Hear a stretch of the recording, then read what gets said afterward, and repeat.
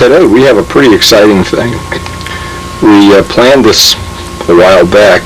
We've never been down to Bob Zambelli's new shop and new house right in the Philadelphia area on the outskirts of Philly.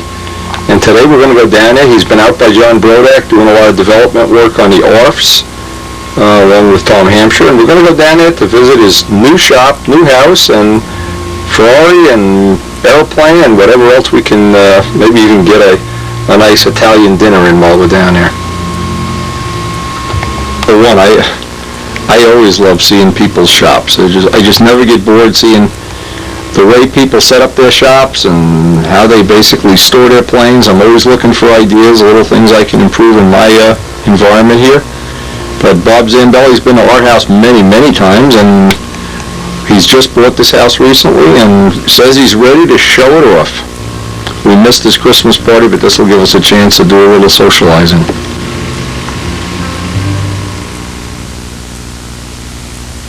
Again, we've had just the best holiday season you could ever imagine, and just looking back at the Christmas we had, the New Year's we had, and the visits we had by other people, the kids, this just was the best holiday season of all, and we're really looking forward to the best year of all time in 2004, and of course the Brodak 2004 fly-in. Coming to a theater near you. And so it's a rainy Sunday, and we're going to head out to see Bob. This is the town of Souderton where Bob lives. I've never been to Souderton, but it looks like very similar to Rutherford, a lot of older houses. It's on the west edge of Pennsylvania, right off Route 309. The area looks an awful lot like when we went out to see Jeff Stifel's new house. Rolling hills, a lot of older houses. Beautiful area. Karen and I love taking these little jaunts, and I always love to see people's new shops, new houses, put a personal face on the people you read about and see in Pampa and Stunt News and everything, and Windy Videos, of course.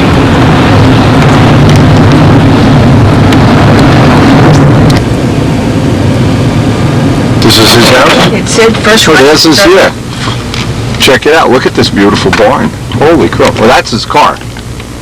So this is obviously the Zambelli workshop here. There's the house from the outside. Look at his shop. This is wild. I'm assuming that's his shop.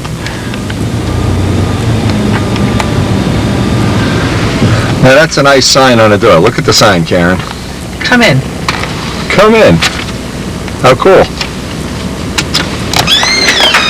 That's very cute. Hello. Hey! What? Hey! Right direction. What a house! Airplanes as you walk in. Airplanes to the left of us, and Zambelli to the right of us. Are you moving in? I see you. Oh no, I took our coats. We didn't wear coats in the car. Are these the signs? Back in 10 minutes. Go to hell. Gone to Brodak's for the year. Oh, is that cute? Very cool.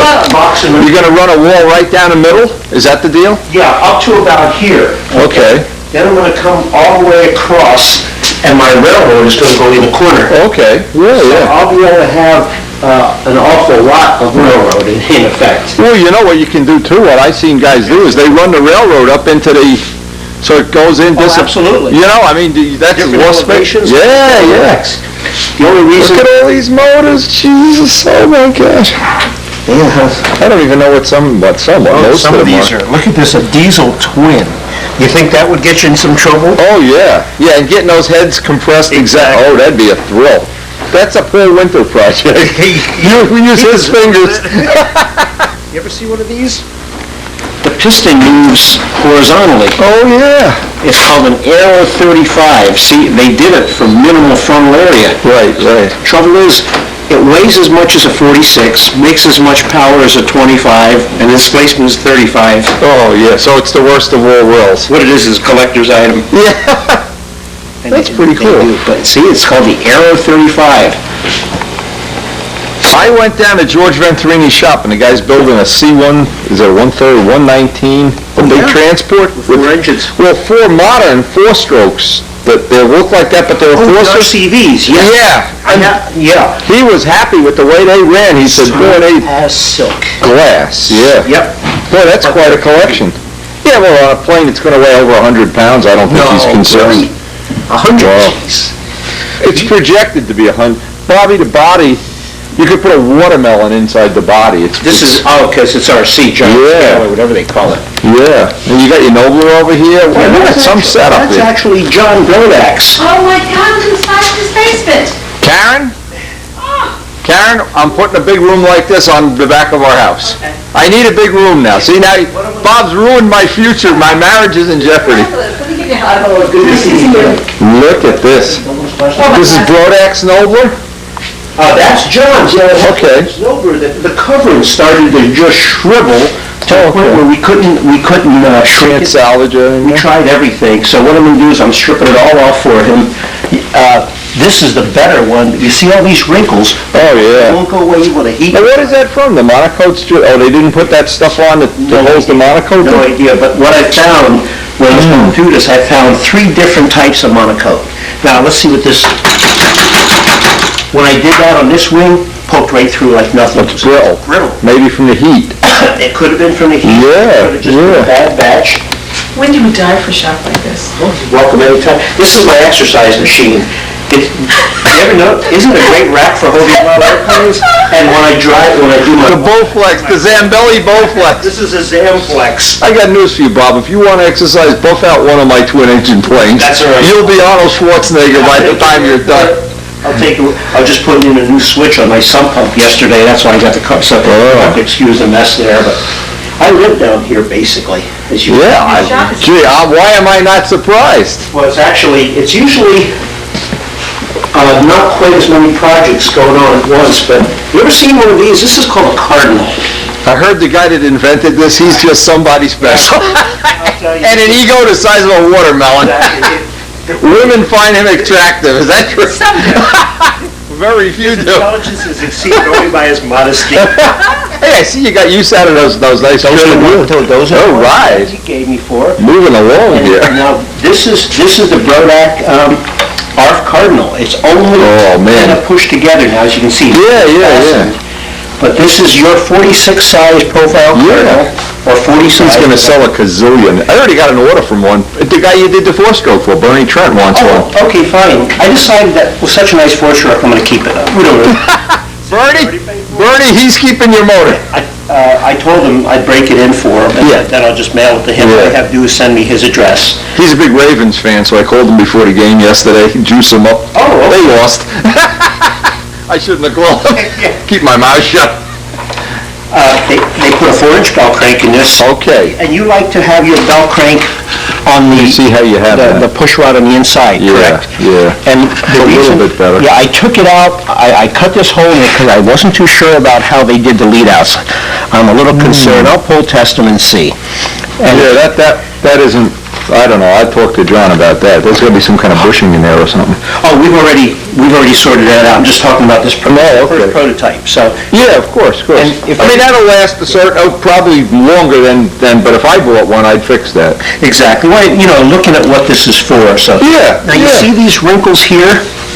Now, what's this all about? Don't know, but the Nobler had those all over it and they wouldn't go away. If I put the heat gun on this, they go away. Apparently, they use a higher quality... It's not sticking is what's happening. It's not sticking at all, but when you have any heat and it shrinks down, it pulls down, it Okay, gets yeah. nice and snug. But Mike Costello's got some areas on the bottom of his bomber wing where the sheeting isn't sticking. We haven't really resolved it yet. Oh, really? Sometimes just dope will shrink it and pull it down in. Well, you know what we did? We put it in my cellar and they go away. Because there's no humidity, but he's got a very damp site. He brings it in his cellar and pop. Oh, it's sure, it soaks up Right, the moisture from the right. expands and pops right off the cover. These are nice. Decent heavy lead outs, yeah, that's gonna be good. Yeah, basically, the kit is, or the ARF is good. I think it's gonna be a real success. I'm getting telephone calls all over the place and emails. Oh, these are gonna sell like hotcakes, believe me. I've been telling people... No doubt about that. You wanna know about the details, delivery cost, I can't answer that right now. Yeah, you gotta get it. You want to go on a wait, and people are asking if they can order from me, and I said, I am strictly doing the development work on it. Yeah, of course. And we flew the living daylights out of the Oriental, which I'll show you in a Now, second. this guy's already been flown a million times, Yeah, right? this thing is... And it flies good? John Brodak flew it. Wow! Should get that on I video. was out there. To give you an idea, this right now has a Fox 35 in it. weighs under 37 ounces with the Fox 35. So how much lighter is it gonna be if you build it? You know, it's gonna be an ounce lighter or something? Maybe. Who even cares? But to give you an idea, even with that engine, I made a tongue muffler for it. I Right. did make my own mufflers, and I whipped up that Right. one for this. But even with a tongue muffler, plastic spinner, wooden prop, Nose heavy. still nose heavy. How about you better go in production making brass tail wheels or something? Exactly. You know, there's different things you can do. Or shorten the nose, can you Well, shorten that's the the other nose thing end? too, is I have this motor further forward. Okay. Because I molded this cowl. This is my own design, this Okay. cowl. What I did is I molded it out of fiberglass. I made a Okay. wooden plug, it molded it, Right, overmolded right. it. Now, what could be done is you notice this section right here, it could be pushed back. I have a Fox 35 on this, but I could shove that engine back a half an inch. Yeah. We flew the first flight with the Brodak 40. The Brodak 40's about almost an ounce heavier than a Fox 35, half an ounce Okay. lighter, but I use a Brodak muffler, which is an ounce and a half. Oh, that's, yeah. That, it was so nose heavy, it was balancing another inch, Yeah, but yeah. it still flew well. Yeah, but it'll fly better when you get it balanced, right, probably right around the high point of the wing. Exactly, that's what somebody right. else had mentioned too. In fact, I've been letting everybody fly it. Dan flew it yesterday, I did, Jack, everybody in the club's flying it. I want to get some opinions. We brought it to the circuit. Karen's gonna fly it today. Karen's gonna fly it. You're gonna fly it. Karen and Buzz. But there's no surprises. It's a very user-friendly airplane. I took out the original controls that were in it. They were terrible. And I put in a 3-inch bell crank.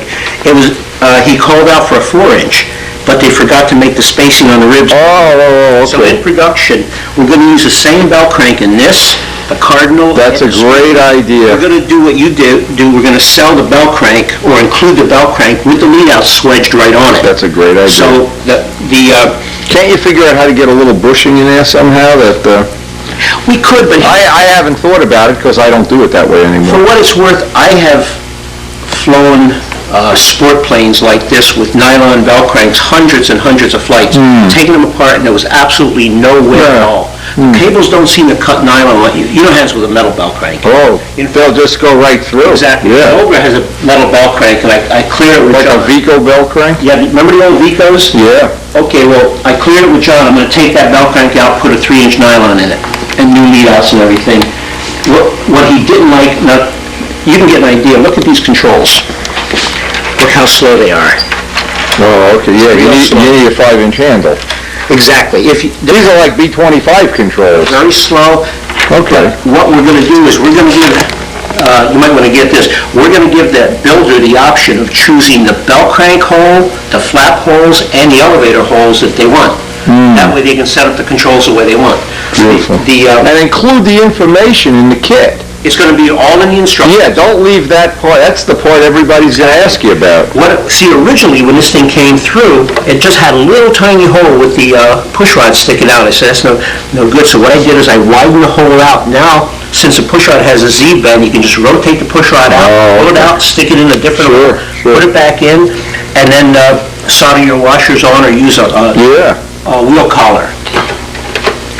It's amazing, this is gonna sell so many of these, it's gonna be scary. Well, he's also going to do something that they didn't do with the Nova. He's going to offer it ready to cover, besides ready to fly. That's a great idea, well, a lot of guys wanna put tissue on it, yeah, they won't mind Exactly. the time on The it. thing you have to realize about the Oriamo, it's a very simple plane, because in Nova, you have to cover everything, Right, including fuselage. This, what you really have to cover is the wing. So Yeah. you can just put 4 or 5 coats. And brush on dope, sure. Exactly. You don't even have to cover. So the nice thing about where it's really gonna get, what do you call it, controversy going is with this builder of the model rules. Yeah, But yeah. that's for the philosophers to figure out. Well, yeah. I'm the engineer on the project, let the Yeah. philosophers decide on that one. All I wanna do is fly, we'll put them in a Exactly. special barrel and maybe Yeah. try going over Niagara Falls and Exactly. That's gonna be a great little addition to the event. Yep. The only thing we changed from the original one, we put on the metal, you can see aluminum gear. Yeah. One thing, since you have the carbon fiber gears available, to get some of the weight out of the nose. Yeah, that'd get an ounce out, sure. Exactly. If John wants to buy those by the dozen, sure. Yeah. I'll sell them to John, we'll make a deal. It's coming along. Yeah. And here's the other, as long as we're talking This about... the baby clown? Yeah, this is a baby clown. That's so cute. I've got a I've got a good, We call that the baby Karen plan. I've got a good, He's got the old-fashioned wheels on it and everything? Oh, man. what do you call these, razor edge wheels? Yeah, racing They wheels. call this a Black Widow engine. It's almost ready to go. And this came through, as you see it, the only thing I changed, it had those flex hinges, and I'm not nuts about those. Yeah, So that's scary. What I did is I interlaced dental floss, just back and forth in a figure-8 configuration. Look how Yeah. loose it is. And it's Well, that maybe good. they can do that. Exactly. They're looking to do it some inexpensive way where it's, there's no labor. The sequence right now is I'm going to email all the stuff to China on this tomorrow. I developed a memo with some engineering changes. I even embedded a number of photographs in it. So Oh, okay. It's a half a meg worth of Word document. So I'm sending this out to China tomorrow. I know with the railroad stuff, when they make a prototype and they call for these changes, it's done the next day. I can't There's no ifs, ands, or Do you know buts This is about all it. laser cut. Really? Every part of this thing is laser cut, so they've Wow. got a laser that they programmed off the original sketches that were sent. They're done. And the ribs are perfect. Sure. I can see by looking down, There's no, I can see by looking down the wing, it doesn't get a whole lot better than that, you know how baby. they build them so fast? They use that hot melt adhesive. Use hot glue gun, you know, like you use for your crafts? I use that all the time, sure. Exactly, for crafts. Yes. They use a hot glue They gun. probably have a fixture, they lay all the parts in and just go Yeah, they right down. probably have these guns that have a supply of... Right, from a 50-gallon drum or something. We found out that the people who make this, I think they make about $17 a month. That sounds like what I make. They have... Maybe I can get a They don't job. have a weekend a month, they have a day off a month. Oh, my. Well, we're moving to China, there's no doubt about it. Darren will love that. As far as I can figure, they work 12 hours a day for like 29 days, have a day Wow. off, and then go back to work. Oh, is that worth it? No wonder they win the world championships every year. That's all They have no life at all. No life. No Their life. life is work, that's it. Wow. That is all they do. I mean, that's to our advantage, of course, because that... Well, otherwise, there's plenty, it costs Can you $2,000. imagine- If Banjock built it, it'd be worth $2,000, you know? So that's it, but That's great. I was hoping you'd show up Sunday, or on the 1st rather, but I guess you guys were tied up. Well, you don't know what this season went by. Did you get squared away? Oh, my friendly tenants, yes. They I have have- chained them to a sump pump. I've given them instructions on how to use a sump Some pump. pumps I know. Wrap the cord around their neck and then plug it in. You can imagine Bob's got a complete, I would call this a complete machine shop. Wait till Les sees all these tools, he's gonna be so jealous. Yeah, he couldn't make it today, he was gonna, Yeah, Tom and Lois can't even, I'm just gonna wait for them. look at all the equipment, that is so nice. I just bought that lathe. Now, anytime we have to do prototyping, I can cut metric threads on it. Okay. As a matter of fact, I can make the threaded nipples for the four-stroke intake system. Oh, beautiful, Exhaust. beautiful. I got it because it's got quick change gears for metrics. You know, it's got the military. Yes, See, yes. this old South Bend here, it's strictly, this is from the late 40s, and it has strictly US threads, so I cannot cut metrics on it. But I picked up that, and I just do light work, you know, like aluminum. Yeah, And it yeah, works out. the little stuff you made me was nice. That's right, yeah, I think I made that on that lathe. Boy, I got an idea for you, Bob. You know, I'm just looking up here, I'm just thinking about this. Yeah. You could make it like a 10-foot or how big table, 20-foot table, wouldn't matter, and put it on rollers. And when you're done with it, just roll it back in there. That's a good idea. Because everything there is going, that's just junk that I've had laying Yeah. around. I'm in the process of cleaning it out, virtually everything. Well, you just moved here. When did you move here? Not long ago? About a or- year. Okay, so you're still uncovering things? Oh, absolutely, yeah. Karen hasn't even decorated yet. I can see her little mind's decorating. How would you decorate this drill press? Oh, what? She likes to decorate my drill press. Nothing wrong with that. She likes to decorate my biplane. Biplane from Brodex. That was the best. I had fun. Classic. So let's see, this is now the Argus? Yeah, this is the Steve Woolley Argus. Great, that's one of my favorite planes. And It has a nice flying profile, you know, when it's flying. it does very slim tail, and it's got a tail like the Cardinal. They all did back then. That was, I don't know who invented it, but it doesn't matter. They all had the similar thing. And it'll have your standard wing mounted gear. I have a hole here because the Zetron is served with... Oh, the Zetron's gonna go in there, okay. There's a hole for the Zetron receiver. Oh, good, good. So, and this one, And a four-stroke, of yeah, course. Sato 30. Oh, yeah. 30 will go in here, and that's the cable for the throttle. to kick it down, and of course, more than adequate. Now, you can imagine landing this in the grass with the wheel pants? Yeah. Oh, that's gonna be But it'll be cool. removable. And I have 2 sets of gear for it that I made. Nice cowling. Boy, that's a beauty. I enjoy doing that. That is a I beauty. enjoy doing that. I just got done with the cowlings for the bombers.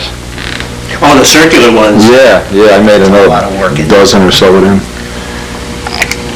Yeah, that's nice. I found a little trick for when you're painting your plane, you always get paint on the lead outs? Yeah. People put tape. I slipped that tubing. It's CA tubing. I slipped Oh, the lead outs and tape it. To keep the paint from getting on the lead out. And it Good tip. works real well. Good tip, yeah. And on the horns, you got a piece of fuel line. That's Exactly, good. That was a very pretty plane for its, Yeah, and- even the paint job was nice that he had. yeah, he had, I'm gonna go a little different. Put your hand, tell me what you think of the weight. Just give it Well, wait till I put the camera down. I can tell it's light. There's no wood there. It's a bag of air. Call my plane an airbag. An airbag, yeah. It's That is about- pretty. I figure it's gonna weigh about 35 ounces ready. Well, Karen will decorate that one for Can you, you too. decorate this? Get a 4-inch brush and some latex paint. This is covered with silk. Want Some paper? fringe in the front would be nice. Some fringe, yeah, tassels. Maybe some ribbons hanging out the back. Make it Victorian. Yeah, it'll be flying soon, now that I have more You ambition. realize it's only 4 months to Brodex? I mean, it's coming up. It's Don't ridiculous. even tell me about it. This year has gone by so quickly. Isn't it ridiculous? Oh, my God, it's so I ridiculous. found these, I know you like to cut weight out of things. You ever seen these wheels? No, who makes these? Whoa. I'm gonna try them on the Argus. If they hold, Why not? that's gonna be a good way to trim. Why wouldn't they? Well, you bet. I'd CA these on, maybe they'd Oh, be yeah. off. As I said, I just found an Oriental couple I met at a flea market. Well, what do they use these for? I think they use it for electric, but if they're Wow, strong you enough. they're 2 or 3 grams each. So what am I, yeah, They're exactly. super light. What I'm gonna And do. they're skinny for a set of wheel pants. That'd be That's what I was pretty nice. thinking, because, Where's your wheel pants? yeah, I started carving the wheel pants already for the Argus, as you can see. Right. And I based them on fatter wheels, but look at the way these Oh, but things... it's okay if they're skinny. Exactly, look at Oh, the way they yeah. drop in. Oh, yeah, that's gonna look nice.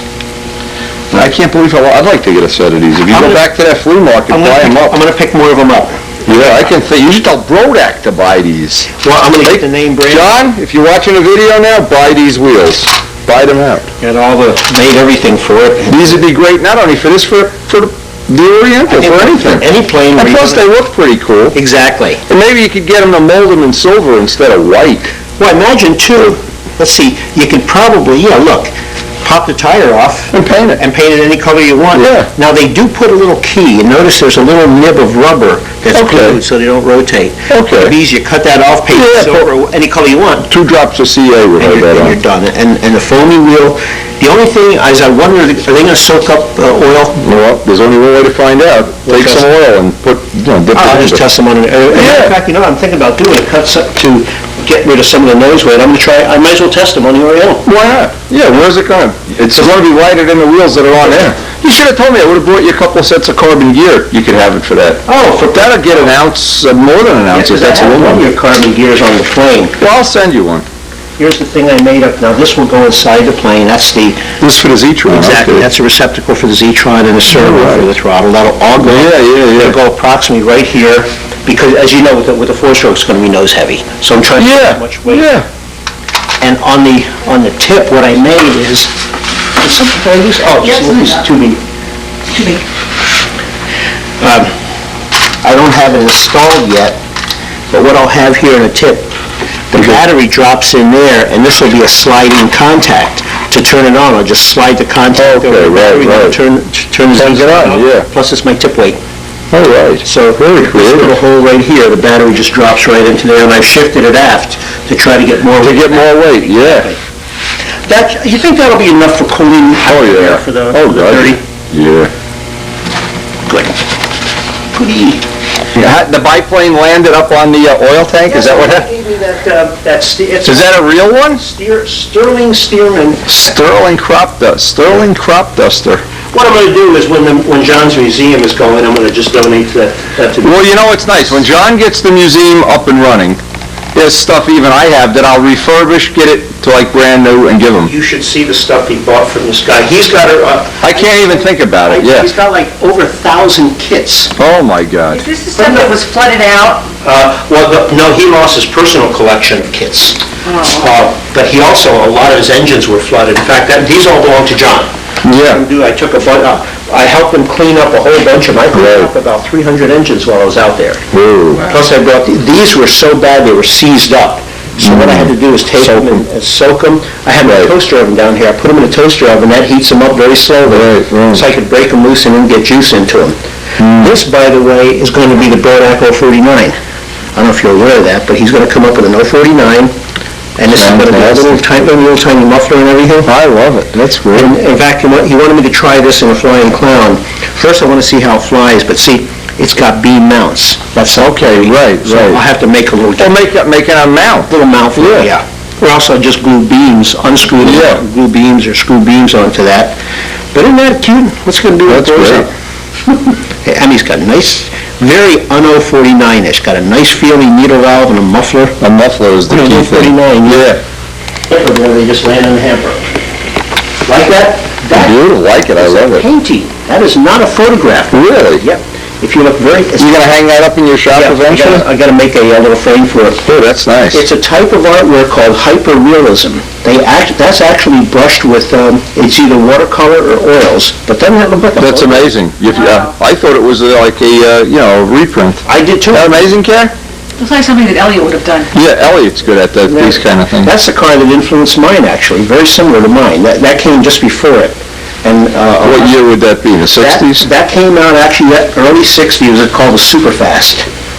Decorated upstairs in the house. Good. Let him show you. What do you mean, I wanted to know? The new, like you do Victorian, he does model airplane. I saw from the back. You know, this thing is flying with the OS40 four-stroke, 57 ounces dry. Wow. And it flies, it takes off like a rocket. Shame these four-strokes don't work. Yeah. This is the plane that I actually designed back in 1967. I remember this from years ago. I've been flying it forever. It's just it flies quite well, but it's just a test buck for different air. I've had about 10 different engines on it. I got to get you like a half a dozen carbon gear. All your planes have those heavy aluminum gear. No, you gave me the one. I'll show you. Well, you just got to tell me. I don't know what you need. I need everything. Now, this is as you walk up out of the cellar, a race car. What's this, a race car? That's actual oil painting of early Formula Ones when they were using aerodynamics. And of course, model airplane motif everywhere. Karen is very impressed. She is very... I can see your jump. This is going in our Victorian magazine. Another model plane here. What else? Feather? Yeah, that's my feather up there. Race car pictures. Old family photos. Well, that's me with my dad and mom and my little brother. That's me. Oh, That's me. Boy, you're a cute little devil. You are. Wow, kiss me, I'm Italian. Look at this. Look, he's got a picture of Red Baron up there, too. Oh, yeah. Very early picture of, this is the one with, you probably saw this picture. This is Dale Berry's son, Derek. Really? When Red Baron was new. Yeah. Look how young he is. Look how young, oh my God. At the Marietta. Yes, that's right. You remember that? I'm sure. That's I remember that. You have no idea. Everybody who said, I remember that plane must have really, really made an impact. This will make you happy. Warren Walker's building one. No kidding. He had me send them all the pictures and everything he's building. Here's the thing, he's got a piece of the real Red Baron. He knows the guy who has it. Airplane, no kidding. And he's having a piece of tip weight made up from a piece of Real airplane. the aluminum or whatever. He lives, when we were by his house, in Ontario, is only like 20 miles away, and that's where some of the pieces that are left from the Red Baron are. No kidding. He's making parts for warbirds. In that crash? No, Did he get out? No, he got out. That was the 11th? He got, no, that was, Miss Ashley. Steve Hinton. Yeah, okay. The 11th, Gary Lovitz got killed in Miss Ashley, yeah. He got squashed. Did you see this card that Al sent me?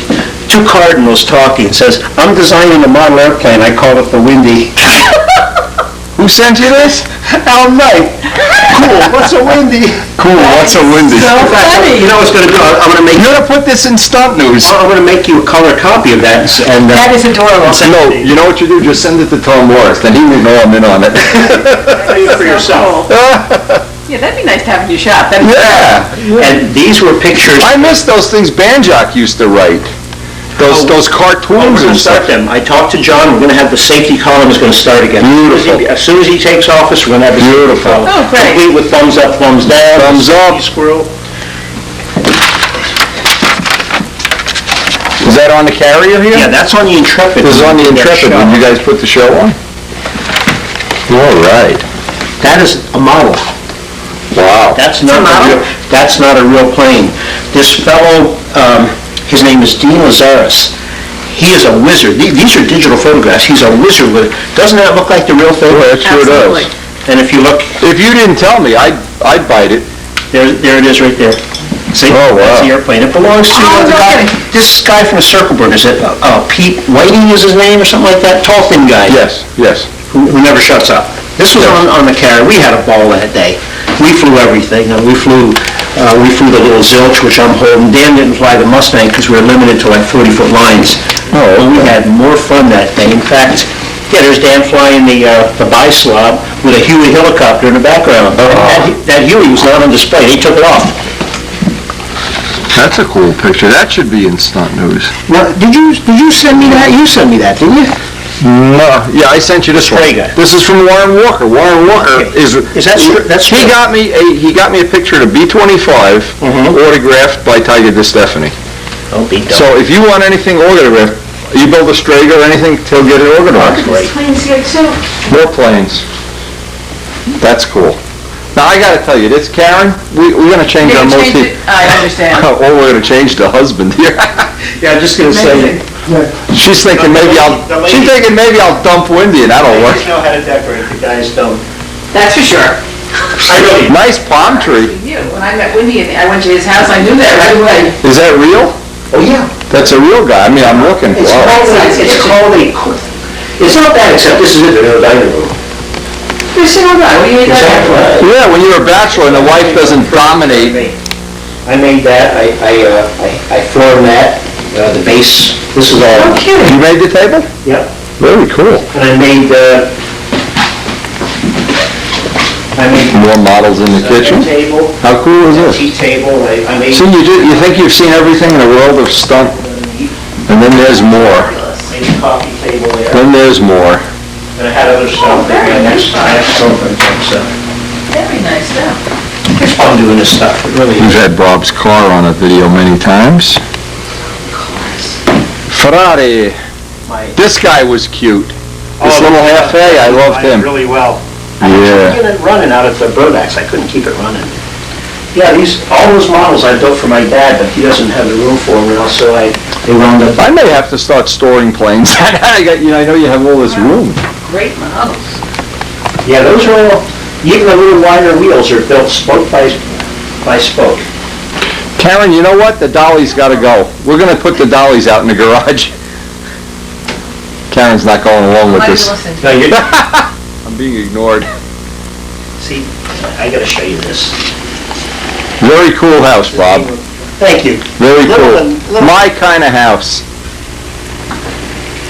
Oh, look at this. Look at the That's me. Little model cars he's got. Oh, Now, my this is God. something, this is a little bit of history, so if you have the tape, I'll tell you. This is me with a couple of my planes, my Circus King, my Vico Tom Tom, and a Ringmaster. Not anything special until you look at that wing, and it looks like it's covered with silver, doesn't it?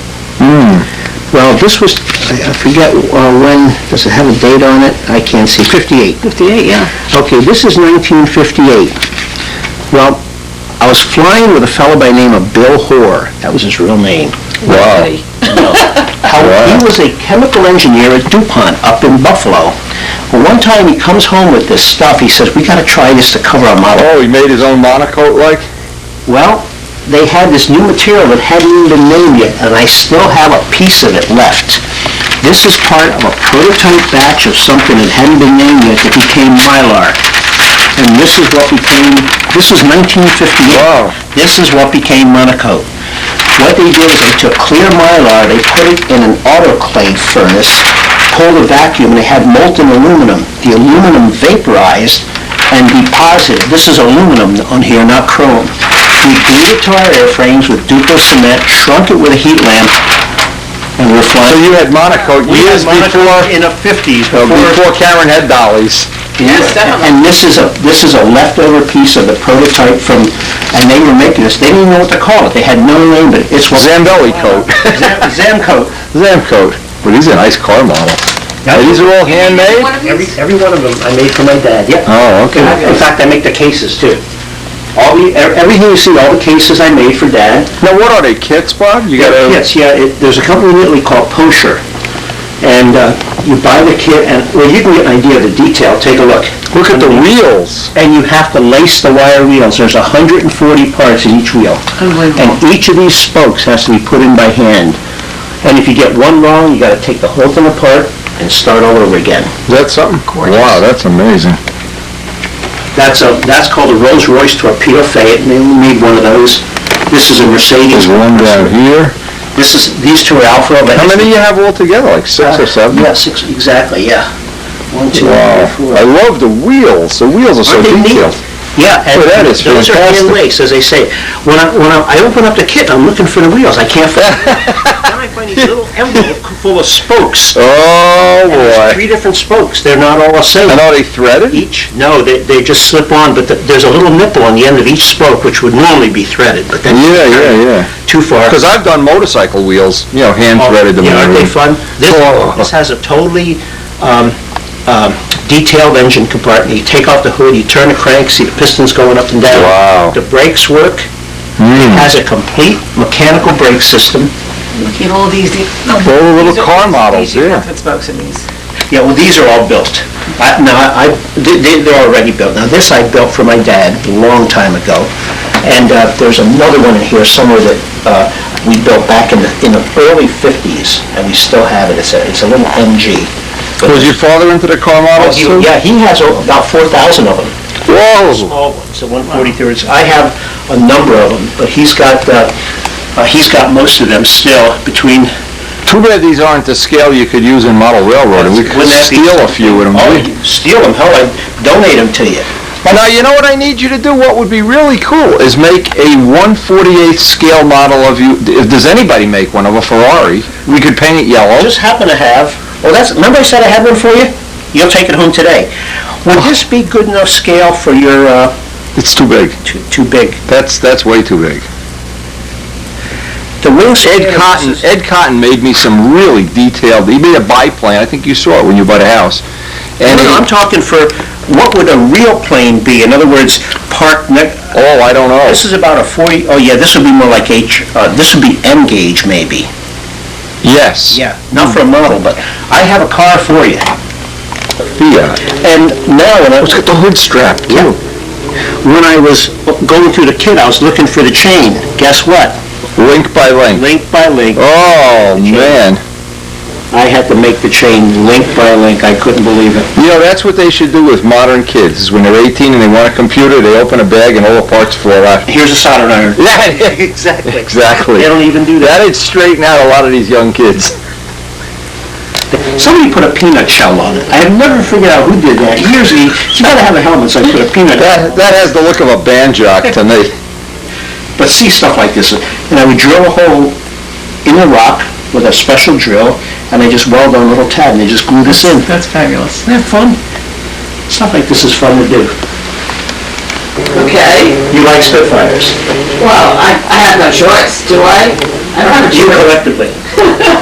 Karen loves Spitfires. For the record, she says they should be all over the house. Look at this, Wendy. Turn around. You ever hear of a company called Neutron?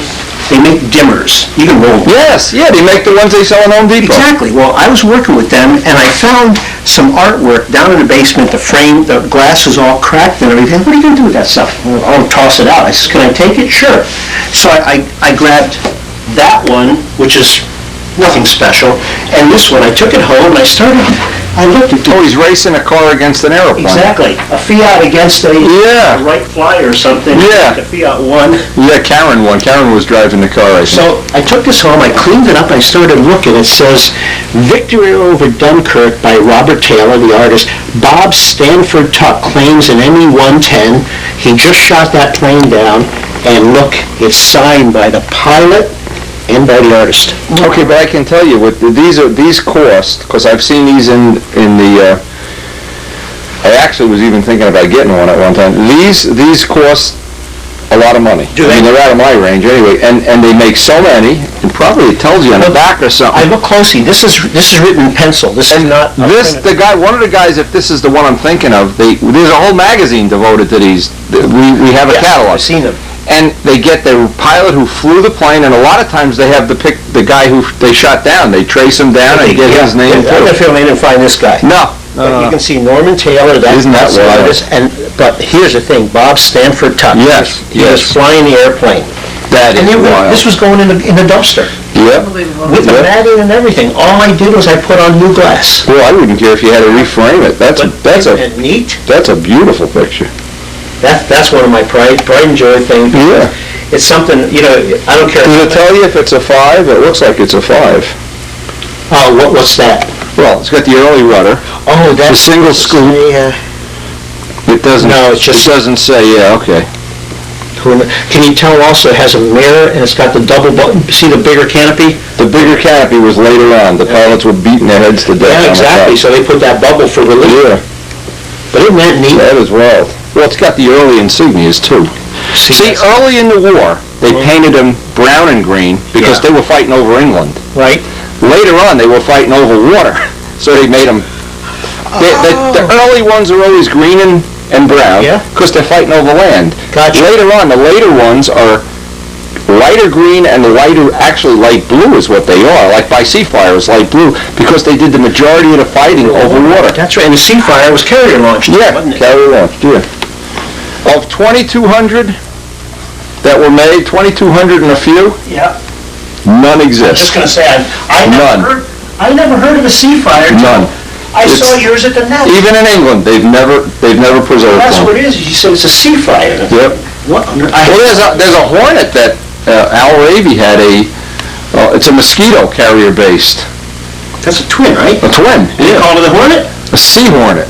That's gotta be, I bet there's none of that either. No. Well, the What kind of engine is in there? That's a Fox 29X. Oh, an X, yeah. Yeah, and this had the Super Tiger 29, he flew B-speed. Now, I remember how they used to build these. I'd go to the mirror meet, and they would be hardwood on top. That's it. Oh, man. Only he built them, he alternated redwood and basswood. Yeah. Isn't that a nice contrast with, you can see the grain? It's beautiful. That was built in 58, I think this was built in 59. Right, I remember seeing these, and boy, when it had the starter where you cranked it. Exactly. These are gonna go in John Brodak's museum. Yeah, that's great. This is the engine collector's room? Oh, they're everywhere. Look at this. Yes, I'm getting ready to get rid of them. Why don't you just have Brodak give you what he has? It'd be easy to bring his stuff here than bring your stuff there. Wow. Those are mostly antique American engines, spark ignition wheels. You can see all Super Tigers down there. And you recognize a lot of the Vico, K&B, testers, all that stuff. Yeah. How many you have? Did you ever count them? About 1,000, I think. 1,000? Yeah. Yeah, the old Vicos.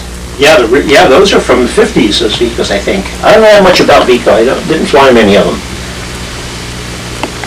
Kraft. Yeah, Kraft was an American. Phil Kraft. McCullough.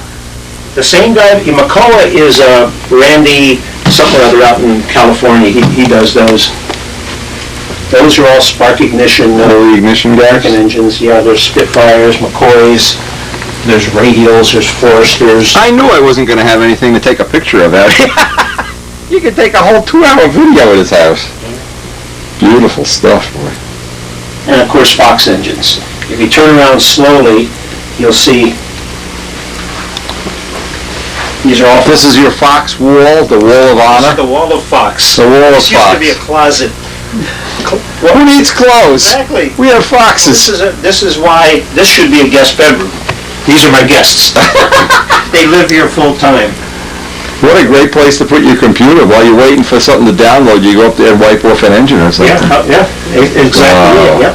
That looks very cool. So it's, And how's this guy coming along? I haven't seen him in a long time. I don't know, I You should getting be... frustrated, or? Yeah, I should get back. It's so close to being flyable. Well, I can't wait. You know, we lost Middlesex, you know. Is it officially? Well, it's not in writing yet, but that's what's happening. This is the thing I was telling you about that I can make for if you ever need them for your... Oh, the stacks, yeah. Yeah, you shred a piece of tube. Exactly. Well, I machine it from a billet, but see, I cut the metric thread. Okay, So right. anytime you have one that you need for a four-stroke engine, Right. send me the size of the thread or send me the old one. Exactly. A new one, but I make them out of aluminum so you can knock a little bit of weight off. Yeah, yeah. It can't hurt to take weight out of a four-stroke stove, obviously. Well, the reason they make them steel, I'm sure, so when guys, crash them, they don't break them Exactly, easily. that's it. But, That's the And reason. they're not that concerned about weight. The RC No. guys, they can sell. These are a bunch of McCoy ignition engines that I'm putting together, getting ready to sell them. I'll never use them, so plus they're duplicates. I'll either swap them to somebody else who needs them, or sell them on eBay or something like that. Oh, look at all the stuff he's got up here. These are in this cabinet and this cabinet, all Russian and Czechoslovakian engines. Checks. Yep, they're all. Some of them are very odd, very rare. Now, how'd you acquire this collection? One engine at a time? Not too sure. Light fingers. He goes to Selecto meets and nobody's looking, he grabs one. But these, as you can see, they're all, some have tune pipes, some are speed engines, some are combat engines. Look at this one, you'll get a kick out of this. You're not going to go to your grave lonesome, I'll tell you that. Doing 29 new. Yeah, brand new clean speed engine, never run. What, a micro motor? This is a little tiny diesel. Oh my It's I think it's 007. Yeah. 007. I've heard about that. I've never seen This guy, Gustav Zaplapel, makes these things in his garage. Oh my God. And they run. They're not display engines, they run. Karen, what do you think? I'm shocked at all of this. You said you had an engine collection. Who knew it would be like this? Well, people are shocked when they see how many dolls you have. Yeah, that's it, yeah. It's more of an accumulation. I have stuff, over there is what I call the orphanage, because I don't know what they are. The orphanage. This escaped from the orphanage, nobody knows what it is. Look at, is that weird looking? It's got exhaust ports on 4 sides. Doesn't it look like something a kid made as a shop project? Yeah. Looks like something I'd make with a Dremel tool. Yeah, exactly. Well, look, doesn't it look like it's all been carved out with a Dremel? Somebody tried to make the engine lighter, it looks I think like. you're right. They probably took a good engine and just butchered it to make it. I've done that in my lifetime. Bob, this is an amazing Tour de France here. Unbelievable. There's just no end to it. Every time you go around a corner, there's something new to see. It's stuff, but sometimes it gets a little overwhelming. But little by little, I'll whittle it down to something more realistic. I don't know. You know what the shame is we're having this much of a collection is you need a place to display it. Exactly. You really need your own private museum or something. Well, that's why a lot of stuff in John's museum is going. I'm going to donate it to his museum, or else put it on loan, one or the other. Yeah, have a rotating. Every year bring them 10 and Exactly. 20 or 100 or something. I figure if I'm not going to use them, I'd rather have these somewhere where people can see them and enjoy them. So what I'm going to do is I'm just going to take, a whole bunch of these, make nice display stands. We're going to put them under glass and everything. If you just had this room, if you could fly this out with a helicopter, this is a display room of its own. All of these things, this is an amazing collection. Thank you. I mean, I know the AMA has more, but they have an unlimited budget. They're cheating. Exactly. I mean, this is a privately owned collection, so just when you think you've seen it all, More stuff. another Zetron pops out of the closet. I don't know. Where's he? What do you officially call this? The garage? The barn? The barn. This was built by a guy named Champion Cooker. He was a very innovative modeler, and his philosophy was integrate and set. Wires cheap was his philosophy. No. Oh, it all comes apart. No. What he did is he hooked the control system, Oh, wow, look at this. the entire, rather than flaps, the entire wing pivots. Ah! Isn't that neat? Look at that. And obviously, both. And this was spark ignition. The battery was in there. Yep. He built, I'm going to donate these to John's museum. Look at the stuff he built. It's leaning, it's against the wall there. Oh, look at This this. guy built everything himself. These were not kits. These are all one-of-a-kind things. These were hacked out of pieces of aluminum with a hacksaw and a file. I got a friend that knows how to make retracts. How about that? This was the one that he died before he ever had a chance to really look at this. Look at the retracts on this thing.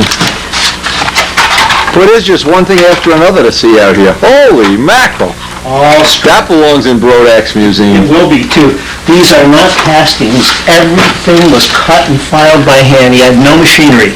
All done with hand Sounds like saws me. and files. Adjustable rods? Everything, yep. You made it all. That is so He cool. made his belt crank. A windy belt crank? A windy belt crank. And there's all sorts of pulleys, but anyhow, and this is exactly where they sat. This is silk that deteriorated. Wow. And they're the real thing. These are not repros or Oh anything. no, these are all scratch built. These are the real deal. And this guy, you think you like heavy-duty landing gears? Like Holy. heavy-duty. He would not want this to come out. These were all powered by Olson and Rice 60s.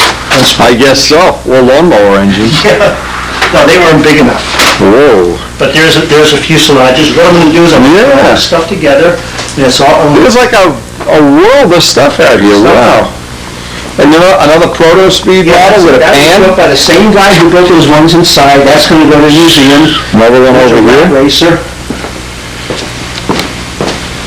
Another model car, I guess. Is that Where? a model car? It might be. Where? The Ferrari. Oh, that's picture. that's the original Testarossa. Okay. You know what I'm talking about? Isn't that beautiful? Testarossa. The red head. Now, over dinner, we found out Bob's cat, his now deceased cat, was named Enzo. Enzo So I Cat. think on my Testarossa, which if Wes and I ever finish building it, which is not looking real likely. Oh, you never saw my mailbox, did you? We had a flying mailbox, yeah. Everybody should have one of these. Oh, that's great. That's the best use for a McCoy 35. I gotta refinish it and put it back up. Your troubles, I can tell you, you're not having any fun. No. You need something in your life to bring you some fun. Uh-oh. I don't even want to know what's in this bag. Oh, my The God. Red Baron. I know a guy named 72618. 618, that's your number. That's my number. I will not throw away the, there's Oh, To the Red Baron. oh my God, you know what we could do with this? We could, can you get this into a box and mail it to Warren Walker? Sure, Can we, do you have a box big enough? sure. Oh my God, don't say a word, don't put a note in it or This anything. is exactly as we scraped it off the pavement. Mail it out to him. my Oh, God, that you is will fat. flip Did out. that hit? Do you have a box? Oh, I got it on, we'll mail him the video. Yeah. Oh, Oh, that's right, I forgot. I'll mail him, I got it on video. You got a box big enough? You want me, Oh. tell you what, email me his address, I'll give you the address and I'll and send. have it shipped from, let's see, who can we ship it from? Oh, we're gonna pay it. Wait, who's the, Zambelli Restorations. no, who's the pilot from the Red Baron? No, he knows that, Steve Hinton. He knows Steve Hinton. Oh, we're going up, go ahead, Karen. We're going up into dun dun dun dun dun dun dun. Now, you thought this was gonna be a boring trip, right, Karen? I never thought. Little did you know you'd see the Black Baron in a bag. This is the apartment. This is what I'm gonna finish into the, This is gonna be where Wendy lives. This is my personal apartment. Wow. see what I mean? Oh, see, now this is where you could put a model railroad I'm too. restoring a Fiat that's in the garage, and I just lay out all the parts here for it. Little Fiat convertible. But And so what do you do in your spare time? what's, oh, there's my Christmas decoration, I better put it up. I was wondering what happened to them. But, wouldn't this make a nice apartment? I mean, Does it make a great apartment? What's wrong with it right now? It looks ready to I had to insulate it, but if I ever lose my job or something like that, what's the other thing I'm thinking about doing? If mom predeceases dad, which I kind You can of, make an apartment for your dad up you here? know, I'll give him the house. And I'll, Oh, yeah. because I hate to say this, but I hope she does, because he'll survive better without her. Yeah. Without him, she needs a nursing home almost. He doesn't. Oh, okay. I would just give him my house, let him live out his years here, and I'll either live here or live in the basement of my house. But, see, this would be, I mean, can you imagine this for like a bachelor or a young couple with, For couples. well, you know what I'd say? So, okay, you live here, very reasonable rent, but you've got to do all my yard work. You mow my lawn and everything like that, And polish all these car parts up. polish my cars. And rebuild those retracts. But what I was thinking, this would make a perfect, like what they call a loft apartment. One big great room, in a bedroom corner. I would have here This is what the room on the back of our house is gonna look like in 3 years. This is all plumbed and everything. Oh, you got the All plumbing in. sewage pickups downstairs. All right. But this could be, I could have a little bathroom here and a sitting room here, then downstairs a kitchen. Oh, it's wonderful. Just, whatever. Wonderful. Warren Walker will be so impressed. Can you picture the look on his face? Now, he's building a Red Baron. Slowly. He opens it up. I can picture, he opens up the box. right, okay. He's building a Red Baron. You know, we ought to say, why scratch build, here's a kit. No, we could have, Bob, you could put on the box, can you make like a computerized label that says Red Baron Kits Incorporated? Well, think of something like that. Really looks fancy. Red Baron, Brodex prototype Red Baron kit. Wouldn't that be something? Oh, he'd love that. The Ferrari.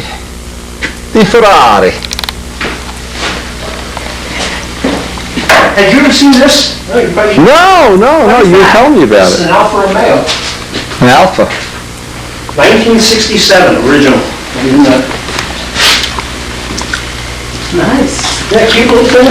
Very nice. Very nice driving little car. And this is the bike, see what I mean about looking like a little sportster? Oh, yeah. It's 500, it looks bigger, but it's only 535 cc's. It has Don't worry, you can get killed on that. 104 miles on it. Yep, don't worry. It's brand new. I mean, it's a 97, but they never used it. So it's brand new?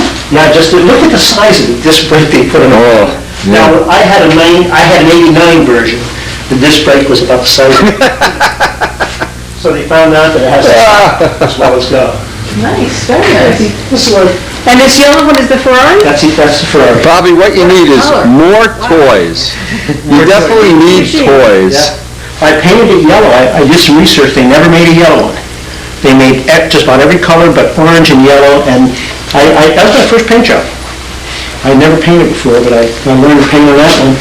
You see the horn button on the steering wheel, the bright yellow? Yes. I matched that to the car. Turns out it's a Corvette color. It's Corvette yellow, man. and I painted it. That's great. And after I painted it, it showed up, that's been in books, on calendars.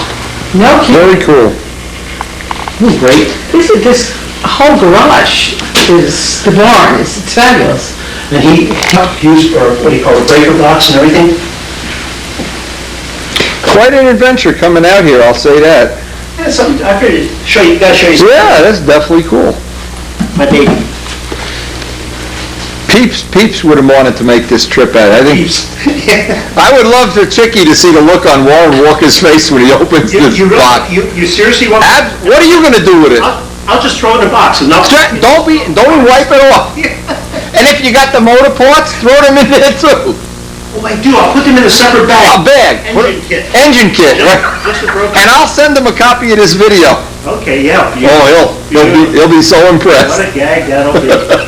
Nah, you know what? You have to know the guy, he will No, you know what'd be good, Bobby? It'll give me something to write about in crash repairs next month. I'm getting a little thin on material. It might be fun to do, I was thinking about it, make a gag crash repairs. Take a plane like the Red Baron, you're gonna do a repair, and just glue it together Oh. every odd way. No, you know what I was gonna do? Get the whole... Now that we know Banjock repaired his plane, we could have a guest column. But we'll write it for him. We won't even tell him it's in. We'll put, I don't think you have to line up the wing. It's not that critical. The Red Baron, to glue the wings on Oh, my sideways and God. pieces of foam hanging off the whole... Now, Bird will get such a kick out of it. he actually has a piece of the real Red Baron that he's gonna put in his plane. He's committed into this, so. What a fanatic. Yeah, no, he's just a cool guy. This is in a washing machine. This is Bob's. Actually. This is Enzo. Enzo's in the dryer. We're looking at pictures of his cat. We call him Mike Siamese cat Buster. That's when I told him to play dead or drop dead. He Play dead. tongue hanging out, paws up in the air and everything. That's when I first got him. He was Oh, my God. I had him about 3 or 4 days. That is fabulous. So at least Windy Videos, now you've got to see a little bit of the Bob Zambelli world. You've been a part of his world in a way that without video you would not be able to, but the best of all is going to be, and we'll save this to clean out the video, we are going to send the Red Baron along with a copy of this photo to our good friend Warren Walker. And Warren, you'll get a copy of this video. Hey, you're gonna, all by myself. who's the Me and Gravity. Gravity took a, we're gonna send a motor out to Warren too. Yeah. Warren, this is in perfect condition. Should make a great, just break it in gently. Send the bent connecting rod. Send him the bent rod, oh man, and I have the video of this going in too. That's right, yeah. Oh my What I have to buy, I have to buy a crankcase, a back plate, and a connecting rod for about $60. We got a brand new, look how little time, you didn't see this apart, look how little time this engine had on it. Oh, wow, this was Gerald Shamp's engine. Yeah, exactly. Wow. I mean, it's not, there's no... Yeah, there's no carbon even on it. Well, The noise that thing made when it hit, your popcorn looks like if you drop a bag of popcorn on a windy day. but it sounded like somebody slammed a sledgehammer into a cinder block. It made a Do I remember it? the size of a golf ball. I was running around trying to pick up parts before they blew away. And everything was blown off. Oh, they were totally windy. And Jacobone thought you did it on purpose. Yeah, right. That blame. He was wondering. Everybody. What happened? Did you just catch some wind, or what happened? No, the winds broke. What happened, we found out afterwards, one of the previous owners had cracked. Now see the old Red Baron again, what's left of him at Bob's shop, and well, that brought a tear to my eye. Thinking back how many years ago it was, how different life was, how everything's changed. And that Red Baron certainly was a part of the time that I remember as just being a great time in my life. I made the cross-country drive with Billy Warwich to Pasco. And we flew to Red Baron at the 88 Nats, 89 Nats. It was a time worth remembering. It was really something special. And now Warren Walker's going to be the one. I can't wait to find out how he takes this little practical joke we're playing on him. He's such a great guy, I don't see how he could be mad.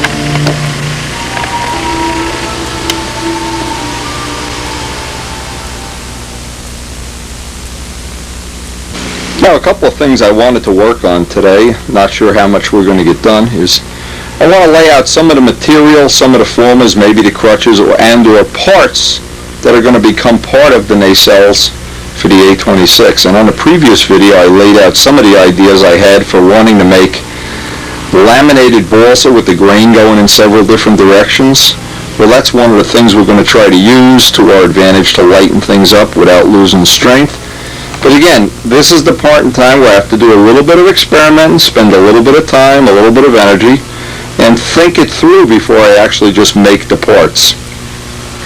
And if Les makes it over here today, he's looking to make some laminated, some balsa leading edges, so maybe we'll work with just some laminated balsa materials today.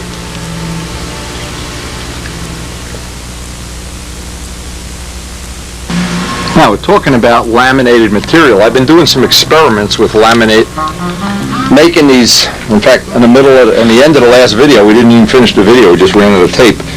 Basically what I've been doing, and I'm going to let this one sit for another day up by the heat. It's still a little damp. But you can see with the two laminates, it doesn't even, we usually get that split in the back. It really holds that shape nice. Now, the things I learned about this is that make this practical is always make the two shells first and then glue them. I found that way works a lot easier. Epoxy works fine. Putting glass cloth in between seems to work fine. Putting carbon mat in between works fine. And the shell, it doesn't add more than a couple of grams of weight. But the shell being very, very rigid, what that adds is you absolutely don't need any formers in it. And we've been making, well, I think we got the nobler ones up here now. This one should, well, I'm not going to work on these today because we have other projects, but anytime you're not going to, here's another tip, anytime you're not going to need the part right away, leave it right in the mold.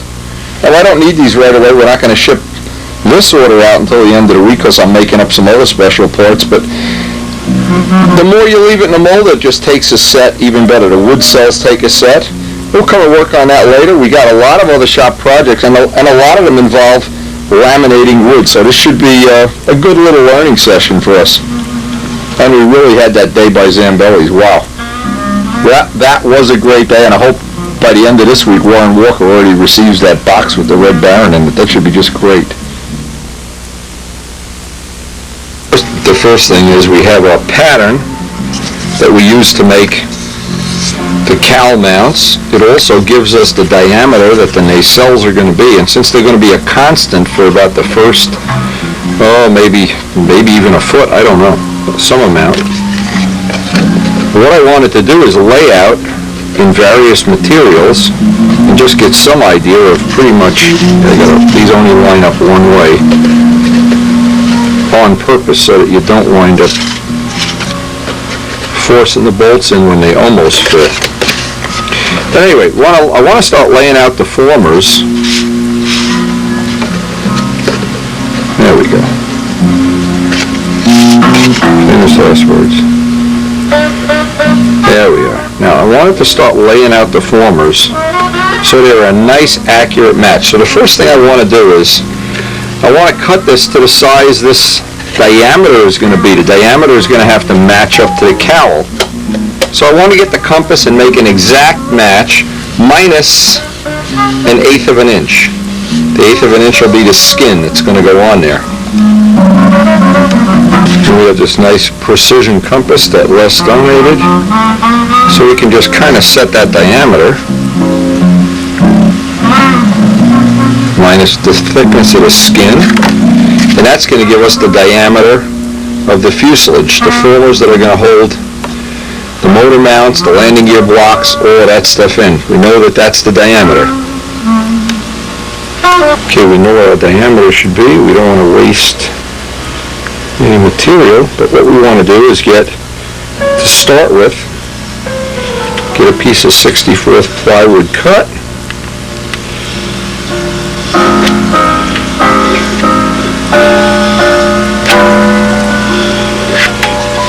And that should give us the overall diameter. I don't know if you can see the line. The overall diameter that all our formers will be up to about the last inch or so of the ring. It's a constant on an A26. And it's really a big help that it's a constant too. That makes making the formers a lot easier than on the B25 where every one was totally different. This should make it a little bit easier anyway. Now we can make the final. I'm going right down to the pencil line. The last little bit here. A little carbide block. Again, I can't tell you how handy this block has been. Wish I had this years ago. And Les always seems to come up with these really nice tools that really make building a joy instead of a hassle. Now, the reason I want to get this real accurate is this will be the pattern for both of them. And that's going to allow me 1/8 of an inch for the skin, the balsa skin. One of my goals here is as I make these parts, before I glue anything or attach anything, I want to just lightly sand it down. This way you don't wind up filling the grain with an unnecessary amount of glue. It saves you a little bit on the glue. Anyway, just having that just scuffed also will give you a better bond too. Now also, one of my other goals is every part I make now for these nacelles, I'm going to trace out on some construction paper so we can make patterns for these things. So step one on this is going to be This will be the first of the former outlines, the raw outline. And this will just help Mike when he goes to cut his formers out. He won't need a compass, he won't need to lay all this stuff out.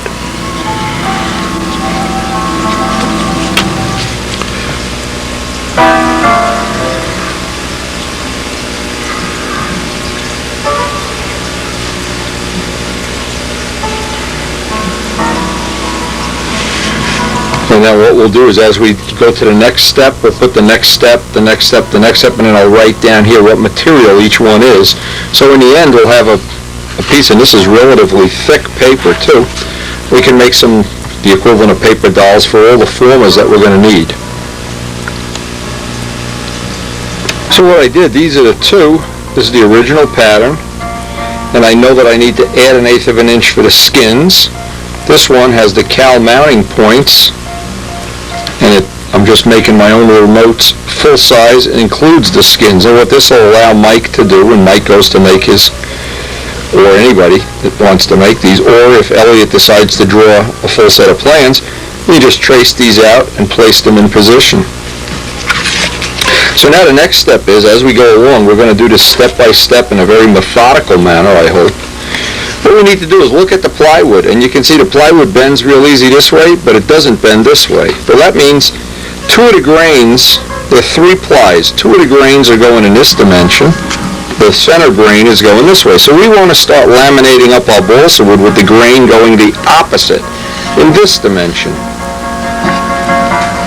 Trick here is to find some really nice sea grain, and look like we got a beautiful piece here. Again, this is not the lightest wood we have, but I also want to make sure I've crossed the grain in that dimension. I want the grains going, and I'll have to add a little piece here, but I want the grains going in this direction. And the easiest way I know of to do this is just simply trace that out. Get some thick CA.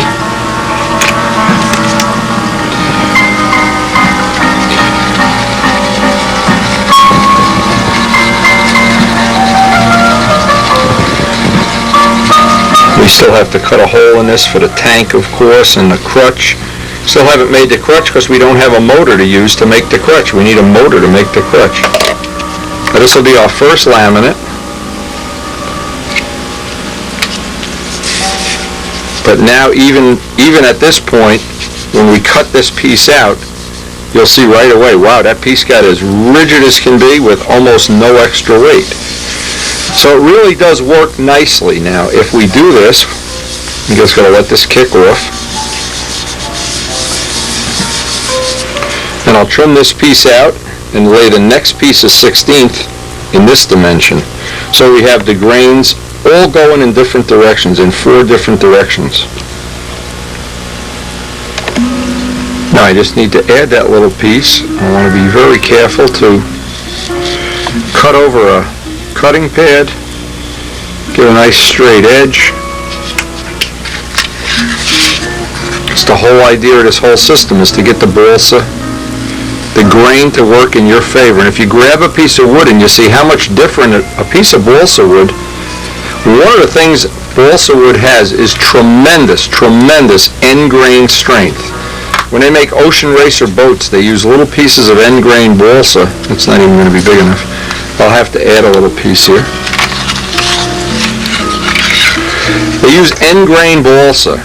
And end grain balsa in between 2 layers of composite is extremely strong. It's amazing how strong it is.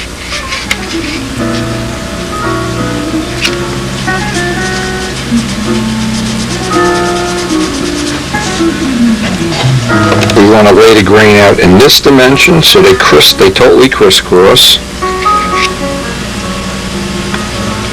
We know we're going to have to add that little piece, but not a significant thing.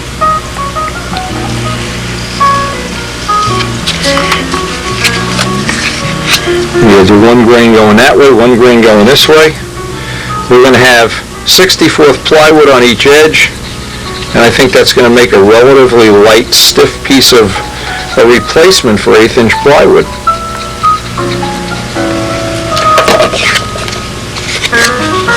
We want to make sure we don't crisscross the grain here.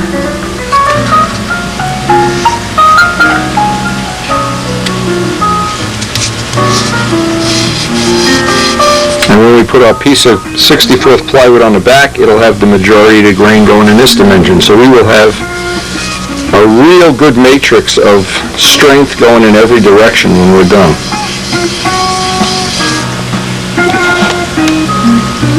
And just by trimming these accurately, what happens is the 64th plywood becomes the pattern, gives you an edge to work off. That's why I wanted to have it sanded nice and smooth. I just need to fill in this little gap, and already this piece, you can't bend it. And all that is two pieces, and we're going to put the other piece with the grain going in the opposite direction, and we will have what I hope is going to be a real good material. Now it's funny, every time I do this, I am even more impressed than the time before with how strong this material is when it's done.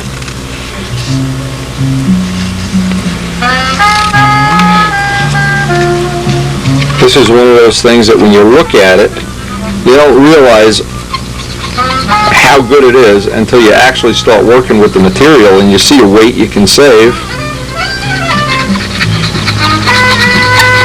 Yeah, it just makes for a stronger, lighter airframe, I think. I think that's safe to say. Laminated ball supply, it's a good material.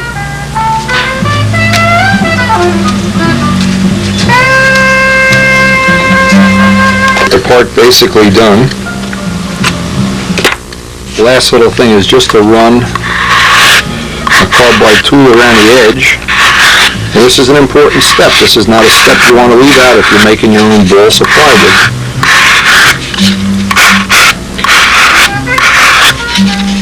Another thing too, this is because it's just a little bit thicker. It's actually a 32nd of an inch thicker than the 1/8 inch plywood. It gives a bigger footprint around the edge and around the mounts.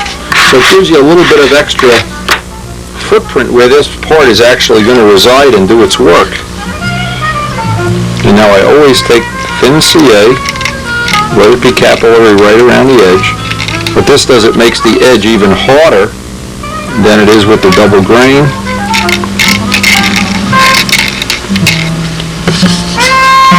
Granted, this takes maybe a little bit longer than just sawing out a piece of 1/8 inch plywood, but the result is I think you've got, if not the same amount of strength, in fact you might even have more. If you don't have more strength, you certainly have enough. I don't picture any way this part is not going to do the job it's intended to do. Because we have a giant footprint, where we get the strength from is the fact that it's a giant footprint. Now as you make the fuselage thinner and thinner, smaller and smaller, it has to be stronger and stronger. But on a big piece like this, you've got a nice big footprint. Now what I'm also going to do here, just to add a little bit of strength around the edge, is because the skin will mount right to this. I'm going to take a thin piece and see where the grain is going. This bends very easily, by the way. But once I glue this in place, and I can glue this and make a cap around the whole edge, this will just give me a nice flat place for that sheeting to lay down to. This way to do this is just strip off a little more than you need. In this case, you see how much I've left up here. Tack glue it at both edges, put it under a little tension. Now we have to do this in two pieces actually. But let the CA kick in here, get this extra little piece in here, and then we'll sand this nice and flat with our sanding block. And that'll give us a lot of extra strength around the edge where that skin is going to mount to it. It won't tend to be on end grain or just on that very little tiny lip. So now with the whole part on, now it's just a question of block sanding the extra edge off. We've got some nice strength around the edge, and there's no way you can bend this. And this is certainly absolutely lighter than whatever it would be if it was 1/8 inch plywood, the typical material that you would use in this application. The easiest way is just to knock some of this off with a sanding drum, I guess. I guess we're going to find out the easy way here.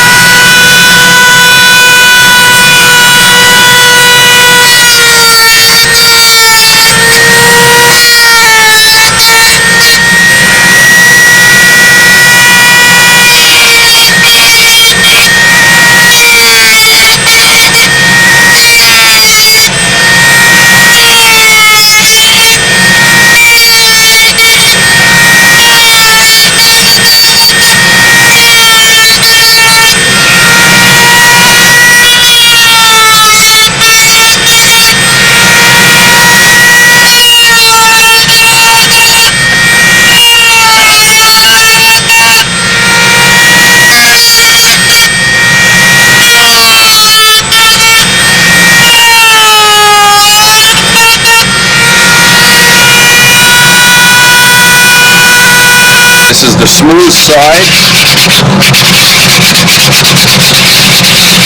Usually let us bring it right down.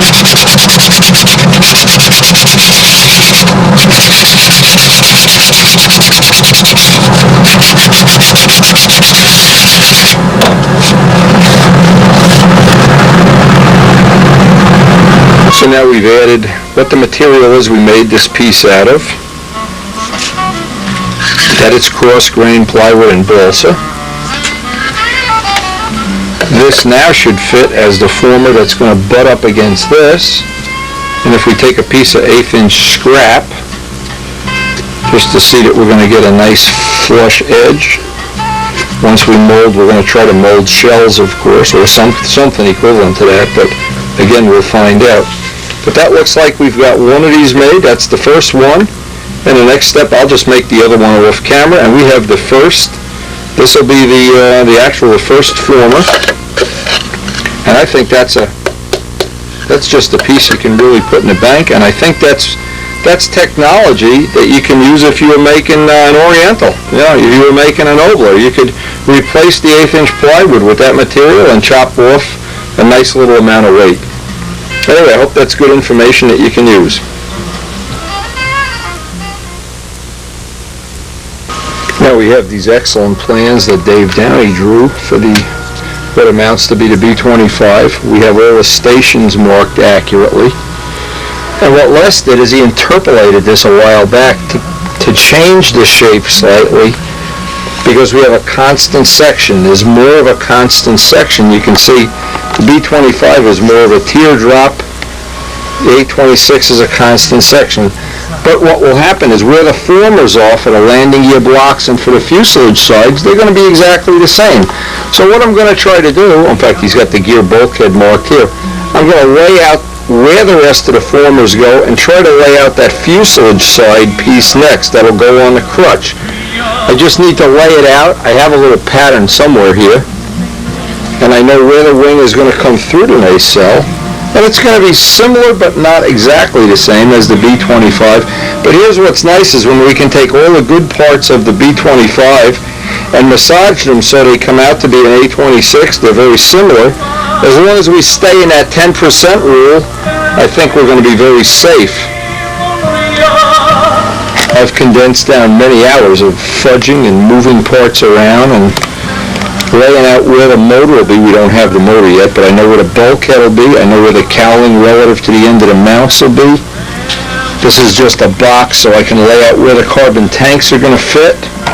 They need to tuck in just under the ring. We're going to allow for an 1/8 of an inch of shim.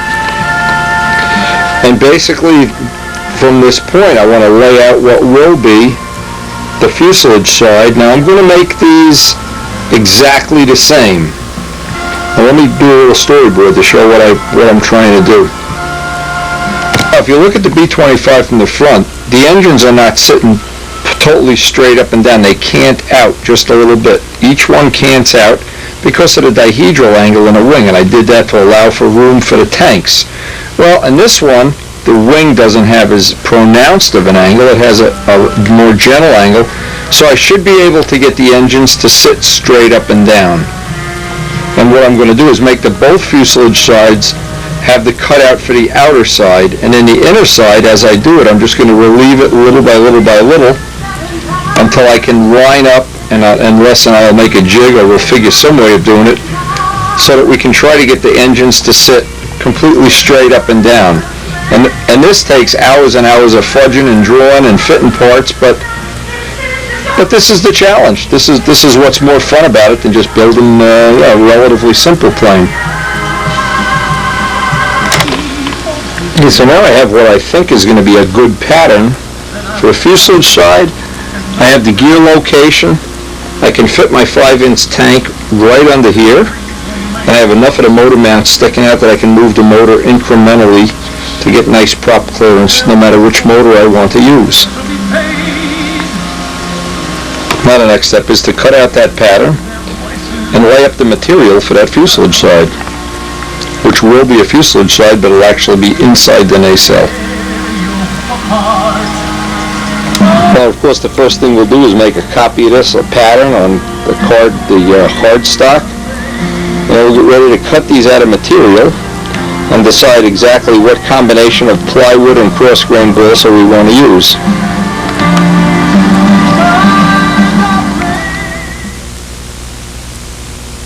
Les is making a world-class decision here. We got that thin stuff. This is not world. We got the thin saran wrap if you want to use That saran wrap. saran wrap sucketh, I'll tell you. He's trying it. We just bought a 3/8 dowel so we can make two of these leading edges at once.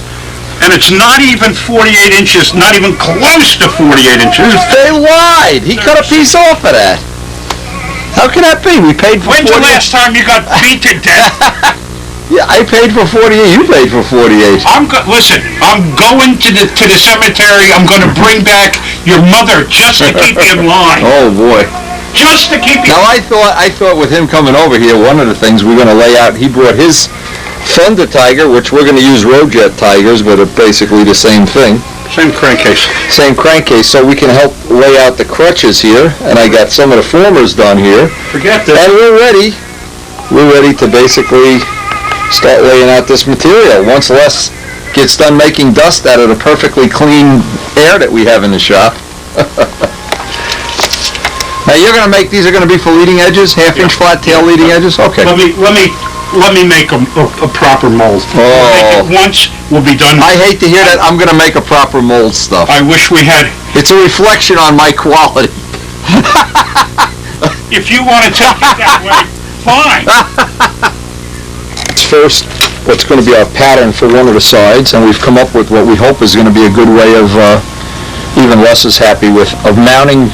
We're going to try to mount the two nacelles at the same time, bolt them to a piece of channel iron. You got about a quarter of an inch, at least, behind the motor, maybe 3/8. In other words, you can move the motor forward. You can move the motor forward. Here's the motor at its backmost spot, and you can see that the drive washer is inside the nacelle by at least a 1/16, maybe 3/32. So pull it forward so you have some prop clearance. A little bit, you don't need that much. And now how much do you have behind the motor? A quarter of an inch? More. Just rough. Okay, good. That'll allow the tank. 3/8, maybe 7/16. Beautiful. Beautiful. See, that's why I needed the motor to just... Okay, wait. Let's just for kicks. That'll allow our tank to move further forward. All right. You consider that to be a good place? Oh, wait a minute. You consider that to be a good place? You need at least 1/8 of an inch. Oh, you got minimum. You can't have it that it rubs on a cowl. Quarter? 5/16. Okay. Now, if you wanted to move it forward a little bit, Well, it's you going to can be... get 3/8 easily. What's nice about it is it leaves more room. See, the tank runs into the ring Yeah. with a 5-ounce tank. So I want to make it like a 4 3/4 ounce tank, but now I can make a full 5. It just can bump right up on the back of the motor. Let me put it to you this way. Your beams have to come forward of F1 by 2 and, I'd say 2 1/8. That'll bring them out to here. Okay. Is that too far out? No, it's fine. It doesn't matter how long they come out. In other words, this part is running right into the front of the wing, which is what I want. Right. And I can put that curve right into mounts when I glue them up. So if you come out to where the spray bar is, that's the 1-inch line. Okay. Your mounts forward of the plate are 2 1/8 inches, minimum. 2 1/8 of mount has to stick out of the front. You got it. Okay. As we're working, Les and I came with a consensus of how we're actually going to try to make a piece of channel iron that'll hold both of these crutches, these little tank box crutch assemblies in alignment. And then we'll be able to drop both of them down at the same time on center lines, which I hope is going to be... I just can't think of any reason not to do that. Have you come up... we thought about it for an hour already. What? Any reason not to make that jig? That we can drop these both right down together. I think that'll just be a real upgrade over the B25. Absolutely. That sounds as bulletproof as it gets. It's got to be the way to do it. Okay. Absolutely. And we're laying out all the fuse sides, so the first thing, this is C-grain 332nd. Then we're going to put all 4 of them together and make sure they're an exact mirror image of each other. And make sure we still have... And put the center line for the mounts and get all the lines on both sides of it. Exactly. And we'll save the pattern, of course. You're done with the pattern, right? Yeah. Okay, we saved the pattern in with our 826 patterns. You know what, I gotta tell you something. So when Les draws these accurate plans that he's gonna draw. No. I think when, what we do is when we make the 64th fly doublers, we make an extra one, and that becomes a template for, Good idea. Good, because Mike's gonna have to make this, yeah. Well, I'll give Mike the videos too. He'll be able to work off the videos. He's an accomplished modeler. Take a bath, you're all wet. You're all wet. that's one of his favorite things. You're all wet. To splash the daylight. Wet, you look like a teenager with one of those crazy haircuts. Send you to live with Zambelli. You'll go to live with Zambelli in that big garage. Oh, Wall-to-wall women. no, I'll take care of all those Ferrari models, don't you worry. Yeah, they'll be full of, you know, what we should use is the hole saw here. What Les is doing is figuring out where we can take some of the material out of what's going to be the side, because it's going to be sandwiched in between two layers of 64th plywood, one with the grain going top to bottom, one with the grain going side to side, so the inner core isn't going to be doing us too much good anyway. This could work out just fine.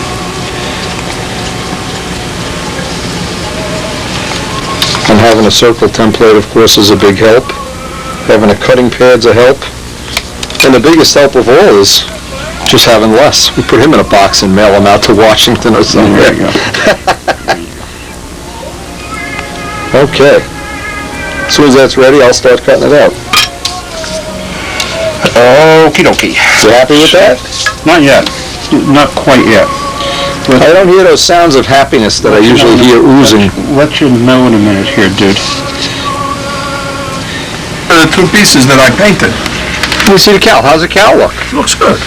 No, what the hell do you want? That looks But I don't like the beautiful. color, that's what I'm saying. But the reason it's not as yellow as you think it should be is because you don't have enough on here. Okay, well, I stopped two because it coats. was blushing. Yeah, it's raining. It's pouring. So I said, forget it. Here he is. Don't paint in the rich. No, I didn't paint Don't it. you have a life in between doing? Wait a couple days. I painted yesterday. Yesterday Oh, it was okay. raining. But it was the humidity was very high. Yes, it's And- high and it's going to be cold all week. Yeah. But, well, actually, cold is good. Well, I think you just got to put more paint on. Let me see that little test sample you had. Now, if you want it more light, you could put a little white in there.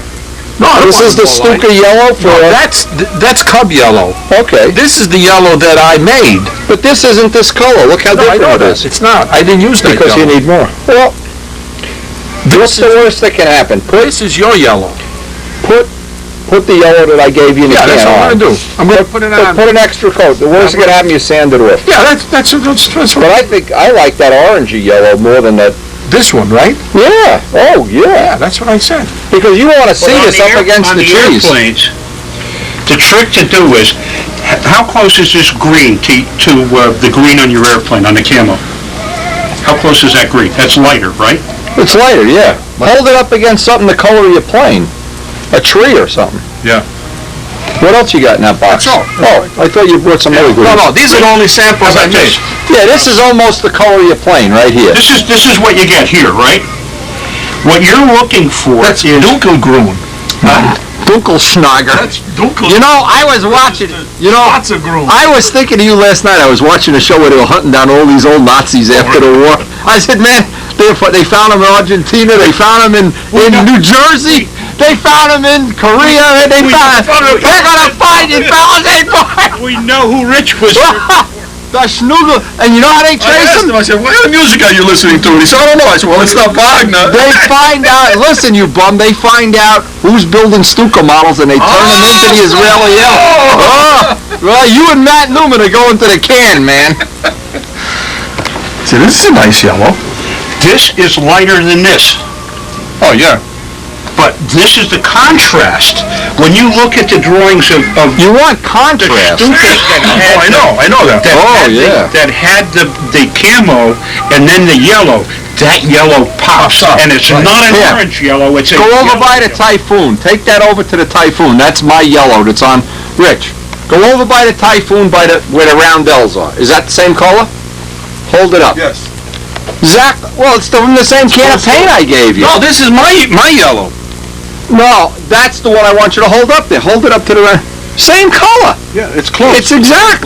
You know what I did? I just added a drop of The red. same yellow you see on the Stukas. No. On the Well, Stukas. he's got to mix it. If he wants it lighter, he's got to mix it. Hold on. What I did was I put a couple of drops of red in Cub Yellow, and that's what I got. Oh, okay. Put red in it if you want. Well, I think white will be. You just don't have enough on here. You're seeing the silver come through. It's like Yeah. candy apple when you only have one color on there. It looks like Either this Yeah. is- It's the other book. Why didn't you bring the Stuka book? Shit. You got the Stuka book. Oh, yeah, it's too late now. But This is why Matt Newman whips your ass every year. isn't this a nice cowl? I wish I could make one like that for my plane. First off, Les, there's a color that's a standard yellow in British. If I have to, I'll go rent a fucking van. He said that on tape. Oh, I didn't know. We don't say that on tape, my boy. It's a good thing I didn't say the whole word. Couldn't find it. Buzz Bodak is gonna spank your dupa. You're going to send that to John, the tape? Look, and Les is doing the super lightning job of the world here. He's making nice little donuts for me. And then what he's gonna do is make one part and say, Wendy, make the other three. You got it. You don't think? I'm on to him already. It's like the old joke. It's You don't easy think I'm to make sticking it around for one. 67 more of those. Remind me to tell you that joke, Rich, off camera. It's easy to say that, to make the first one, then try to duplicate it. No, Duplicate it. You know those wheels you make the real lightweight wheels. You need 10 pair of, you know what Zambelli's got? Those real lightweight wheels. Oh, really? Oh, they're thin. Call Zambelli tonight. really? Call Zambelli. And he knows who has them down there. I didn't think you were Stuka. You could put two of them in there. Beautiful. Why do you want to put two? No, I mean, the way you were worried they were going to rub. Oh, I see what you're saying. There's Yeah. enough room. Now, we finally decided that the right color yellow, the color yellow that he wants is exactly the color of Chickadooley. So we'll just This yellow. pull Chickadooley's feather out. He wants T-square. That's T-square yellow. Pull a feather from him. Chicky, do you hear how he's talking about you? As long as you don't bring Chicken! as long as you don't bring Freddy Krueger back here. Chicky, yeah, Freddy Krueger bit him. You should have seen what he did to my finger. Show me the scar. Freddy Krueger bit him. I remember when that Took happened. a piece off. Took a piece out of my finger. Oh, you cry, baby. You saw it where it was bleeding. Just goes to show you, you think that birds are actually vicious, boy, when they... That parrot? Birds are vicious. Chicky, did you hear what he just said? Birds are vicious. No, consider... Birds are vicious. He has Birds are vicious. He has to get one. Birds are vicious. Either Chicky, he says- insects or, Birds are in the case vicious. of hawks, So the birds. He doesn't want. turn off the He camera, I thinks, gotta tell... he I'm thinks gonna tell people Rich are this too. vicious. That's right. Right, so how much in weight? 2 grams. We must, yeah, 2.2. 0.2 grams. Yeah. But you'll make it up in volume. No, where you Glue. pick it up is Yeah, the glue. the lack of epoxy. Yeah, okay. But even 2, they're on 4 parts, that's 8. Sure. 8 is how many? 8 is a quarter of an ounce. You just got a quarter of an ounce? No, Pretty no, soon this plane will be lighter than air. Oh, yeah. Well, now the last piece of this is I'm going to be, now that the crowd is gone, I'm going to make up the rest of the holes, make the rest of the patterns. And we'll be ready to put the 64th plywood doublers on, one with the grain going this way, one with the grain going this way. And so for a relatively complicated, crazy day here in Stuka land, we did get some parts made for the nacelles. Actually, we got about half of the parts made, and we're moving right along, so to speak.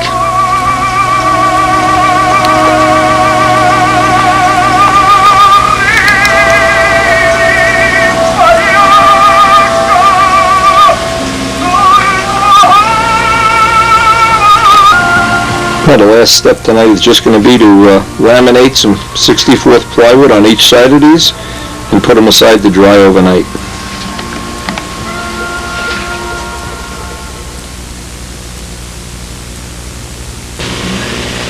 This is great.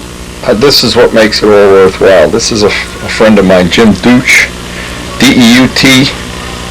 I hope I'm saying it right, Deutsch. Jim and I emailed each other back and forth. He checked out the Brodak finishing videos, And I'm going to read right off his note because I think this is really funny. He says, "My RC buddies made fun of me for spending so much time, but now who has the last laugh?" It's an old Brodak dope finish, of course. His last stunt ship was a 1976 model. He's planning on building an SV11 with a piped PA40. I'm just quoting from the note. And he is extremely happy. This looks like it's he didn't say, but it looks like it's one of Tom Morris's Cavaliers. And it looks beautiful, and I hope, here's the thing, once you have done a dope finish and you know how to do it, you can just do it forever. Anyway, from Jim, we'll send this on to Stunt News, and today we're going to look at maybe getting some more of these formers made up for the bomber.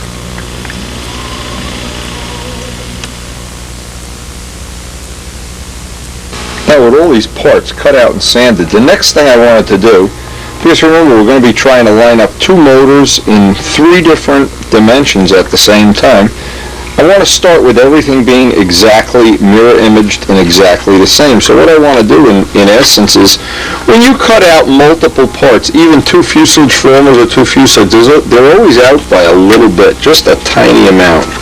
And so what I want to do is I want to join all these together just slightly, hold them together. I want to make sure, let's see how accurate we are.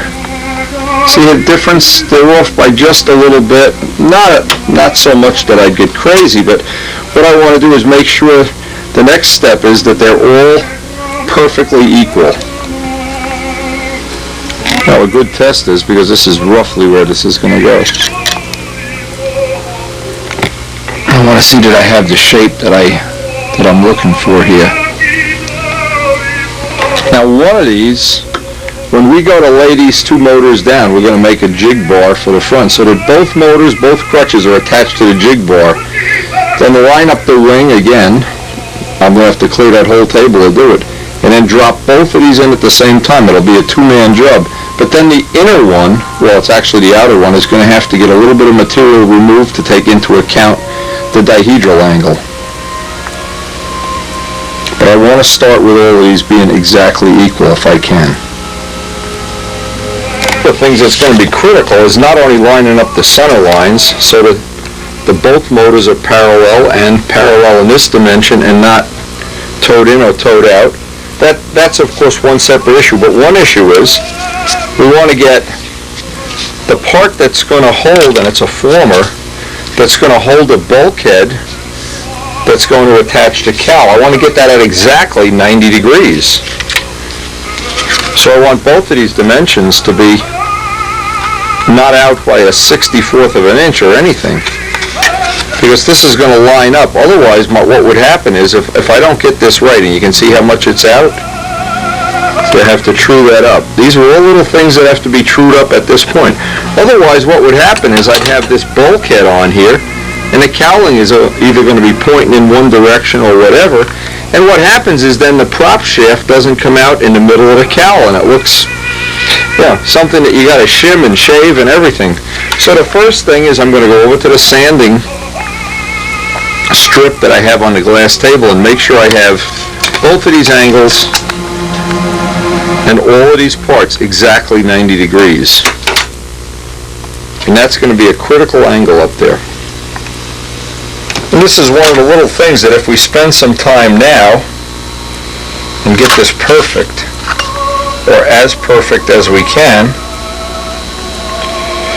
later on we'll be spending an hour now and maybe saving 2 hours later. So the first thing is to true this one up. I need to true each one up individually.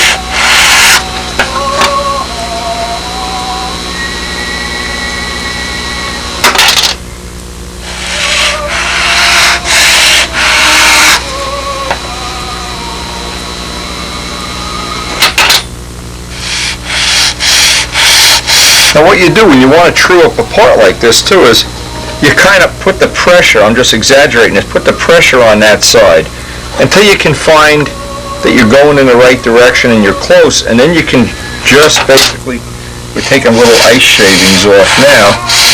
Now the part would have a bow in it, now you can just sand it flat. In other words, you get the 2 end points to match. and then work toward getting that flat. Oh, we one swipe away.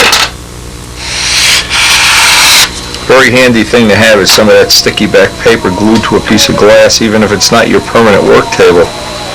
Now obviously I have to do that to all 4 of the parts, so that I have all 4 of them exactly 90 degrees in all those 8 corners. Now when these are all pretty good, and the next step is get all 4 of them to match top to bottom. And if you had a single engine plane, of course you'd want to do this to the fuse sides, and then we'll just kiss this edge.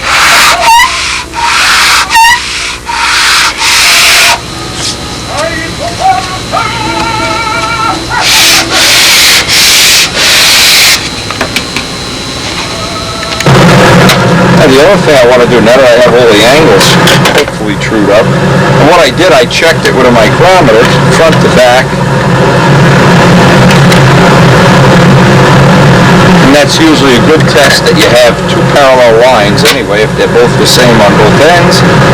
Now what I want to do is stack these.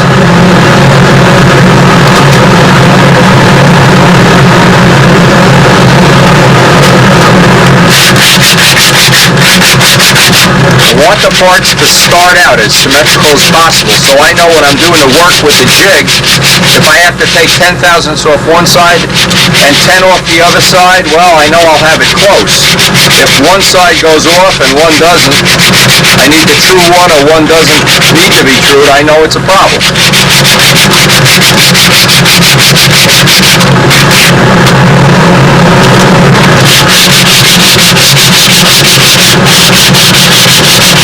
It's a lot of work, but on a twin-engine plane, one thing, those parts, even though I didn't do it this way on a B-25, those parts had better be in pretty good alignment. If you have them crooked in one dimension, even one dimension, it's going to be a trim problem. So now hopefully what we have is 4 really mirror image exact copies. And these will be the parts that we use. I trimmed off the back because where that comes to a point, it's not going to do anything anyway. They have all lightning holes in. They have the caps on each side. And these should be, in essence, a little bit lighter than the parts we used on the B-25. We really used some heavy-duty wood on a B-25. Last thing I do with each part, as I'm making them symmetrical, anytime you laminate plywood or balsa, whether you use epoxy or whether you use CA, it doesn't matter. What happens is where you have a thin edge at the back, right here for instance, you're going to have to put a little CA on that just to get it to attach better. In fact, I'm going to put CA around the whole edge of all the parts. The reason for this is when we're assembling this, I don't want to have a razor point, and every time I lay this down by the wing, I put a dent in it. So this will help the clumsy factor anyway, whatever that is. We don't know what it is, but I know it exists. Now after I clean up all these edges, get everything radius, and it seems like I'm spending an inordinate amount of time here, a lot of hours, but these are key alignment parts. Line this part up. This is a key thing. This is not something I can just skim over. And what I'm going to do is on every edge where we expose balsa and ply together, or laminate, seal every edge. Reason for that is just in case we ever have a place where the glue didn't get a good grip, it's got to start cracking or breaking at the edge. It's the most important part of any part, is to have the edge. It really is less important down inside the part if there's a little spot where the glue wasn't sticking or the parts weren't mating. But at the edge, they really have to be strong. And this would be especially important if you were doing even a single engine plane where your doublers do a lot of work. It'd be fun to see how much this would, if anything, would improve like a classic plane, even an Oriental or just a typical plane, just to build it, if no other reason, just for something a little bit different. And if you know what the original parts weighed, and you're making up experimental parts, you'll find out, you'll know if you have a gain or a loss. And if it's a loss, you just go back to the old way. Now once that kicks for about a minute or so, a couple seconds anyway, just run a sanding block over it. I want to get all the edges radiused. Now I'm sealed and radiused, and I have the points where I don't have a razor edge on them. Now it looks like what we're going to wind up with, just to make a final thing, is two totally round bulkheads, and then we're going to need the last one, but it ironically comes apart right at the center line where the ring would be cut out. So it looks like what we're going to be able to do is get away with just having 4 bulkheads, and one right in the middle here would probably do it. So what we want to do is make up some bulkheads, and in fact I'll make up a couple of extra ones out of laminated, just plain old cross grain with the grain going in a different direction on each piece, bulkheads that I can then cut out and cut as much as I need out. In fact, this one I'll need a lot less than half of a bulkhead, so if I make, this one should give me 2. If I make 3 more, actually I'll make a 4th one, I'll make 4 laminated balsa bulkheads, and I'll have an extra one. And then I'll have to figure out where the gear blocks are going to go and where the cutouts for the tank are going to go. But this is the part that I don't know, a lot of people hate, but I kind of find enjoyable, is always having to figure out how some of these things are going to fit in here. And it looks like on a twin-engine plane you would think this would be just a simple thing to figure out. It's simple once it's done, but figuring out each bulkhead and where the cutouts are, and that's why I'm making all the paper patterns ahead of time. And of course the nice thing is knowing that if we run into something that we can't figure out, we can always revert back to what we did on the B-25, and we have all of the bulkheads. We have patterns thanks to Dave Downey's incredibly good work. We have patterns for virtually every part of the B-25, and a decent set of plans you can build off. I'm not sure they're magazine detailed plans, but you certainly can build a model from them. Well, we did anyway. This is the key to everything, is every time you make a part, and I would suggest if you're making an original model, just a suggestion, and it takes minutes to just trace it out on this relatively thick cardstock. The advantage of this is now, and I'm just going to give an example of something that I didn't do years ago that I wish I did. I built the Red Baron, and one of the few planes I did not make a complete set of either paper or 64th plywood templates for. And now, well, you've seen earlier on the video, Warren Walker's already building one, or a version of it from a Strager kit. Well, wouldn't it be nice if we had all the patterns for everything, wingtips, rudders, and everything? And it's sad that sometimes you think to yourself, I'll never build another one of them. Well, and in reality, the next year you say, gee, that particular model, I really enjoyed it, it's fun to fly. Well, I want another one, and you don't have these patterns. Once you don't have these, or at least some rough things to work from, boy, are you in trouble. And then, even if you have the model, you've got to try to measure these things inside. It's very, very difficult. Now, another thing it allows you to do, and I do it in a notebook, but you could do it out here, is every time you make a paper pattern, write on it what the weight of that part was. So now when you make your new pieces, say the next year you do make your pieces and you say, well, gee, instead of doing it the way we did it, I want to make that out of 16th plywood. We'll make a piece of 16th plywood, see if it's more or less or the same. Or, in this case, make these out of 1/8" plywood. Well, we know in light ply they're not a whole lot lighter, but boy, they're a lot lighter than plywood by a chunk. So each piece, by having these little paper templates, if you'd call it, I mean, the cost of a couple of sheets of paper is almost nothing compared to when you figure out what it costs to build one of these models. It really gives you a nice system to fall back on, especially if somebody else wants to build a model that you've designed. Example, you can look behind this. This is behind where we keep some of our videotapes, but you can't see all of it. But you can see I have a 16th plywood. I was using 16th plywood years ago for every doubler, every wing, every fuselage side, every cowl opening. Pretty much every model I've made back into the 80s, except the Red Baron. I have templates or paper patterns or a set of plans or something that I can use. And the sad news is, now right now, just thinking of things, Warren Walker wants to build that Red Baron. Now, wouldn't it be nice, just save a lot of time, if I had the lettering templates even? And I had given them years ago to a guy in Canada, and I'm trying to think of his name now. Jackson was his name. He started making a model, and I probably got them back and didn't put them where I keep all my templates.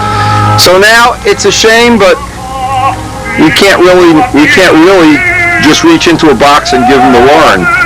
And basically, that's why we're going to give him that model, that crushed model. Maybe he can measure some stuff off of that.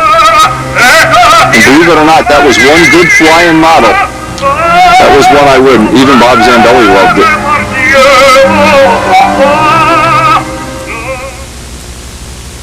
Unfortunately, on the last tape, we were in the middle of doing something, right in the middle of it, when we ran out of tape. Basically, because I wasn't paying attention and too many things were going on in the shop. I don't want that to happen. We've got about a minute left on this video, maybe 2 minutes. I want to thank everybody for enjoying it, sharing it, trying to help promote the sport that we all love so much.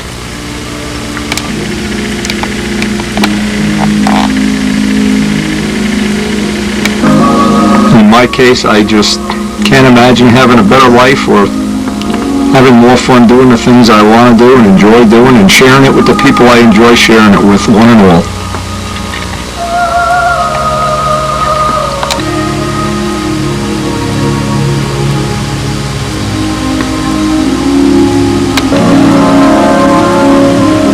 And please, if you do nothing else, share the videos.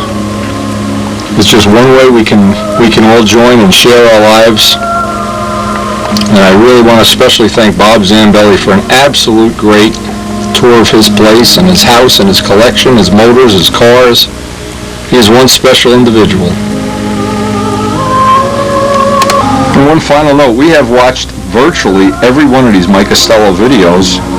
The airbrushing information that's on them is really interesting stuff. I don't know how much of it we can ever pull off and apply, but as we come to good, useful tips for modeling, I think we're going to include them in. They're very, very interesting. I wish Mike had the original copies so we could give the credit for the people making these videos. These are really excellent. Again, they use the same techniques we use. Similar anyway, and the airbrushing information is always good.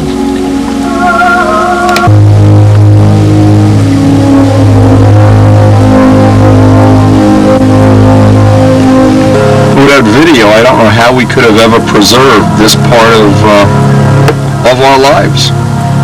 And years from now, and I know it already happened, people enjoy watching the older and older videos more and more. And seeing just how this event evolved, and how we all are a part of it. Whether a big part, a small part, or a tiny part, we all are part of the same fabric. And the one person in my life who constantly makes this a reality, not a possibility.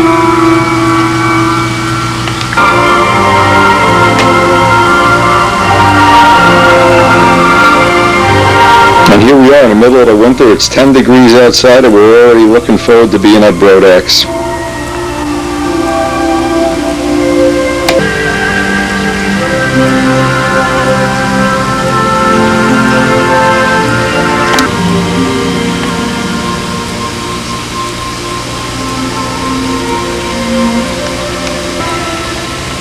And we really hope most of all that Warren Walker enjoys having some part of that Red Baron hanging in his shop in the future. Warren, treasure it always.